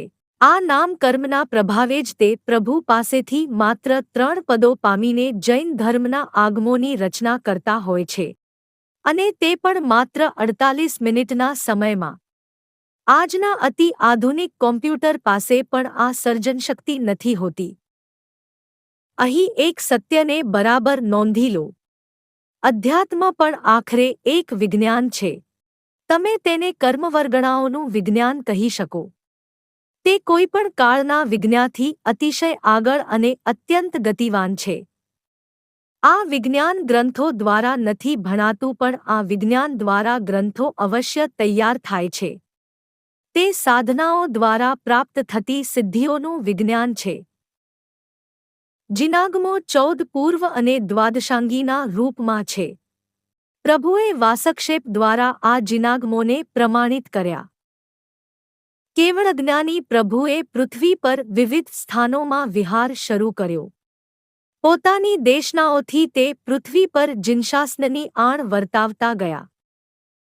આ દરમિયાન તેમનો મોટો પુત્ર ભરત ચક્રવર્તી બન્યો. તેનું અંતિમ યુદ્ધ સગા ભાઈ બાહુબલીની સાથે થયું. આ યુદ્ધમાં સતત જીત પામ્યા પછી બાહુબલીએ રણ મેદાનમાં જ સંસારનો ત્યાગ કરી દઈ ત્યાં જ ધ્યાનાવસ્થા ધારણ કરી લીધી. 1 વર્ષની નિરંતર ધ્યાનાવસ્થા પછી બહેનો પાસેથી બોધ પામી તેણે કેવળ જ્ઞાન પ્રાપ્ત કર્યું. આ દરમિયાન ભરતનો પુત્ર મરીચી કે જે ઋષભદેવના હાથે દીક્ષા પામ્યો હતો તે સાધુઓનું કઠોર જીવન જીવી ના શક્યો અને તેણે જૈન સાધુઓથી અલગ એવો ત્રિદંડીનો વેશ લીધો. એક દિવસ અષ્ટાપદ પર પધારેલા પ્રભુએ વંદન કરવા આવેલા ભરતને ભાવિ તીર્થંકરો વાસુદેવો, બળદેવો તથા પ્રતિ વાસુદેવો વિશે વિગતવાર જણાવ્યું. ઋષભદેવે ભરતને એ પણ જણાવ્યું કે તારો પુત્ર મરીચી કે જે અત્યારે ત્રિદંડીનો વેશ લઈને બેઠો છે તે ભવિષ્યમાં જીન શાસનનો 24મો તીર્થંકર થશે. એ જાણીને ભરતે પોતાના ત્રિદંડી પુત્રને એટલા માટે વંદન કર્યા કે તે ભવિષ્યનો તીર્થંકર હતો. સમય જતાં ભરત પણ કેવળ જ્ઞાન પામ્યો. તે સંસારીપણામાં જ કેવળ જ્ઞાન પામ્યો. અહીં પ્રભુના પ્રથમ ગણધર પુંડરીક સ્વામીએ પ્રભુની આજ્ઞાથી શત્રુંજય પર્વત પર સ્થિરતા ધારણ કરી અને ત્યાં પોતાના 10 કરોડ શિષ્યો સાથે કેવળ જ્ઞાન પામ્યા. અહીં જ તે સૌ મોક્ષ પણ પામ્યા. આ બધા ઋષભદેવ પ્રભુના જીવનકાળ દરમિયાન બનેલા અગત્યના પ્રસંગો તથા અવસરો હતા જેમની પૂર્ણ કથાઓ આપણે અન્યત્ર વિગતવાર જોઈ ગયા છીએ. હવે જોઈએ ઋષભદેવ પ્રભુનો ધર્મ પરિવાર. તે નીચે મુજબ રહ્યો.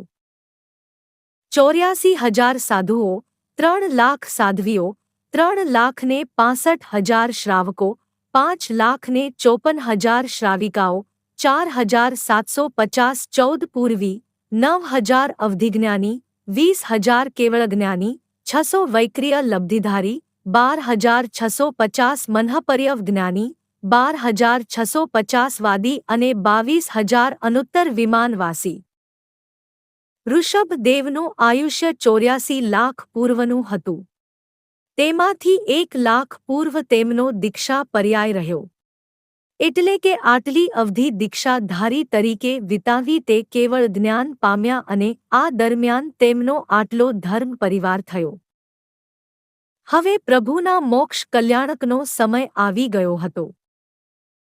પ્રભુના મોક્ષ કલ્યાણકનો વિડિયો હવે પછી જોઈશું.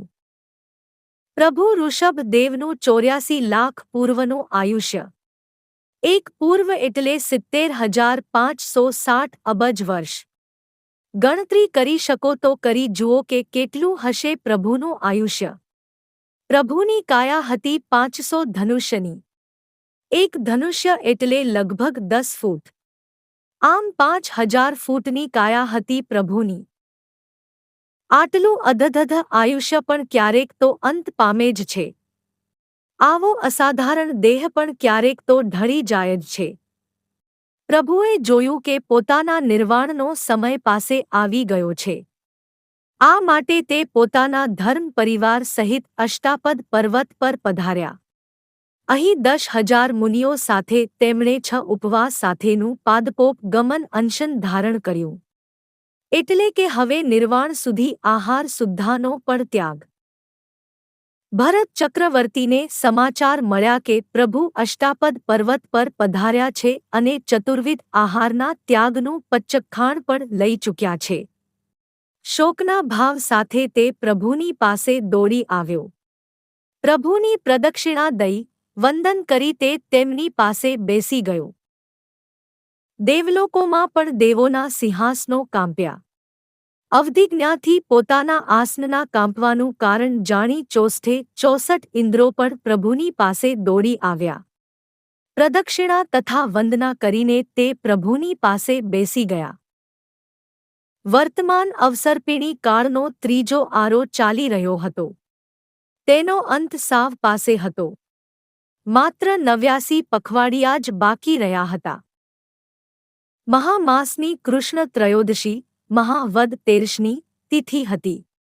અભિચી નક્ષત્ર હતું. અને ત્યારે પર્યમકાસનમાં બેઠેલા આદિનાથ પ્રભુએ મન, વચન અને કાયાના બાદર તથા સૂક્ષ્મ યોગનો વિધિપૂર્વક અસ્ત કર્યો અને મોક્ષને સિદ્ધ કરી લીધું.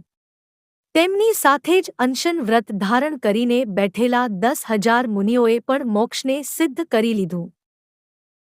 પ્રભુના મોક્ષ ગમનની કલ્યાણકારી પળે નારકીઓને પણ ક્ષણવાર માટે સુખનો અનુભવ થયો. જો કે ભરત ચક્રવર્તી અત્યંત શોકાતુર થયા. તે કાળમાં દુઃખ પડે તો રડીને તેને હળવું કરવાનું કોઈને જ્ઞાન નહોતું. ભરતને આ જણાવવા માગતા હોય તેમ ઇન્દ્રે મોટા પોકાર સાથે રુદન કર્યું. તેની સાથે સર્વ દેવતાઓએ પણ પોક મૂકી. આ જોઈ ચક્રીએ પણ મોટા અવાજે રુદન કર્યું. આ અવસર્પિણી કાળનું તે પ્રથમ રુદન હતું. અને તે પ્રથમ ચક્રવર્તીના મુખેથી આવ્યું હતું. આપણે જ્યારે પણ શોક કે પીડા અનુભવીએ છીએ ત્યારે આપણી અંદરની શોક ગ્રંથિને આપણું રુદન તોડે છે. પૃથ્વી પર આ જ્ઞાન સ્વર્ગના દેવો દ્વારા આવ્યું અને ભરત રાજાએ તે સમગ્ર જનલોકને આપ્યું. શોકાતુર થયેલા ભરતને ઇન્દ્રે આશ્વાસન આપ્યું, મોક્ષે જનારનો શોક ના હોય રાજન. એને બદલે એવી ભાવના કરવાની હોય કે જે તમે પામ્યા તે હું પણ પામું અને બહુ જલ્દી પામું. ભરત શાંત થયો. સૌધર્મેન્દ્રએ પોતે પ્રભુના દેહનો વિધિવત સત્કાર કર્યો. અન્ય સાધુઓના દેહોના સંસ્કાર અન્ય દેવોએ કર્યા. સર્વ દેહોની અસ્થિ સિવાયની બધી ધાતુઓ દગ્ધ થઈ ગઈ ત્યારે મેઘકુમાર દેવો દ્વારા ક્ષીર સમુદ્રના જળથી ચિતાગ્નિને શાંત કરવામાં આવ્યો. સૌધર્મેન્દ્રએ પ્રભુના અસ્થિમાંથી ઉપલી જમણી દાઢ લઈને પોતાના વિમાનમાં એક પ્રતિમાની જેમ સ્થાપિત કરી. એ જ રીતે ઈશાનેન્દ્રએ પ્રભુની ઉપલી ડાબી દાઢ, ચમરેન્દ્રએ નીચલી જમણી દાઢ અને બલિ ઇન્દ્રએ નીચલી ડાબી દાઢ પોતપોતાના વિમાનમાં સ્થાપિત કરી. અન્ય ઇન્દ્રોએ પ્રભુના બાકીના દાંત ગ્રહણ કર્યા. એ સિવાયના દેવોએ પ્રભુના અસ્થિ ગ્રહણ કર્યા. એ પછી સૌ દેવો નંદીશ્વર દ્વીપે ગયા અને ત્યાં શાશ્વતા 4 અરિહંત ભગવંતોની પ્રતિમાઓનો અષ્ટાંહિકા મહોત્સવ કર્યો. આમ સર્વ રીતે પરવારીને સર્વ દેવો પોતપોતાના સ્થાનકે ગયા. ઇન્દ્રોએ પોતપોતાના વિમાનોમાં માણેક સ્તંભ ઉપર વજ્રમય ગોળ ડાબલામાં પ્રભુની દાઢોને સ્થાપિત કરી અને રોજ તેની પૂજા કરવા લાગ્યા. તેના પ્રભાવથી તેમનું વિજયમંગળ થતું રહ્યું. આ હતું વર્તમાન અવસર્પિણી કાળના પ્રથમ તીર્થંકર ઋષભ દેવનું જીવન ચરિત્ર. તે આપના અંતરમાં અરિહંતની સ્થાપના કરો, આપના ભાવમાં જિનવરની સ્થાપના કરો અને આપની સાધનામાં સિદ્ધિપદની સ્થાપના કરો તે જ અભ્યર્થના છે.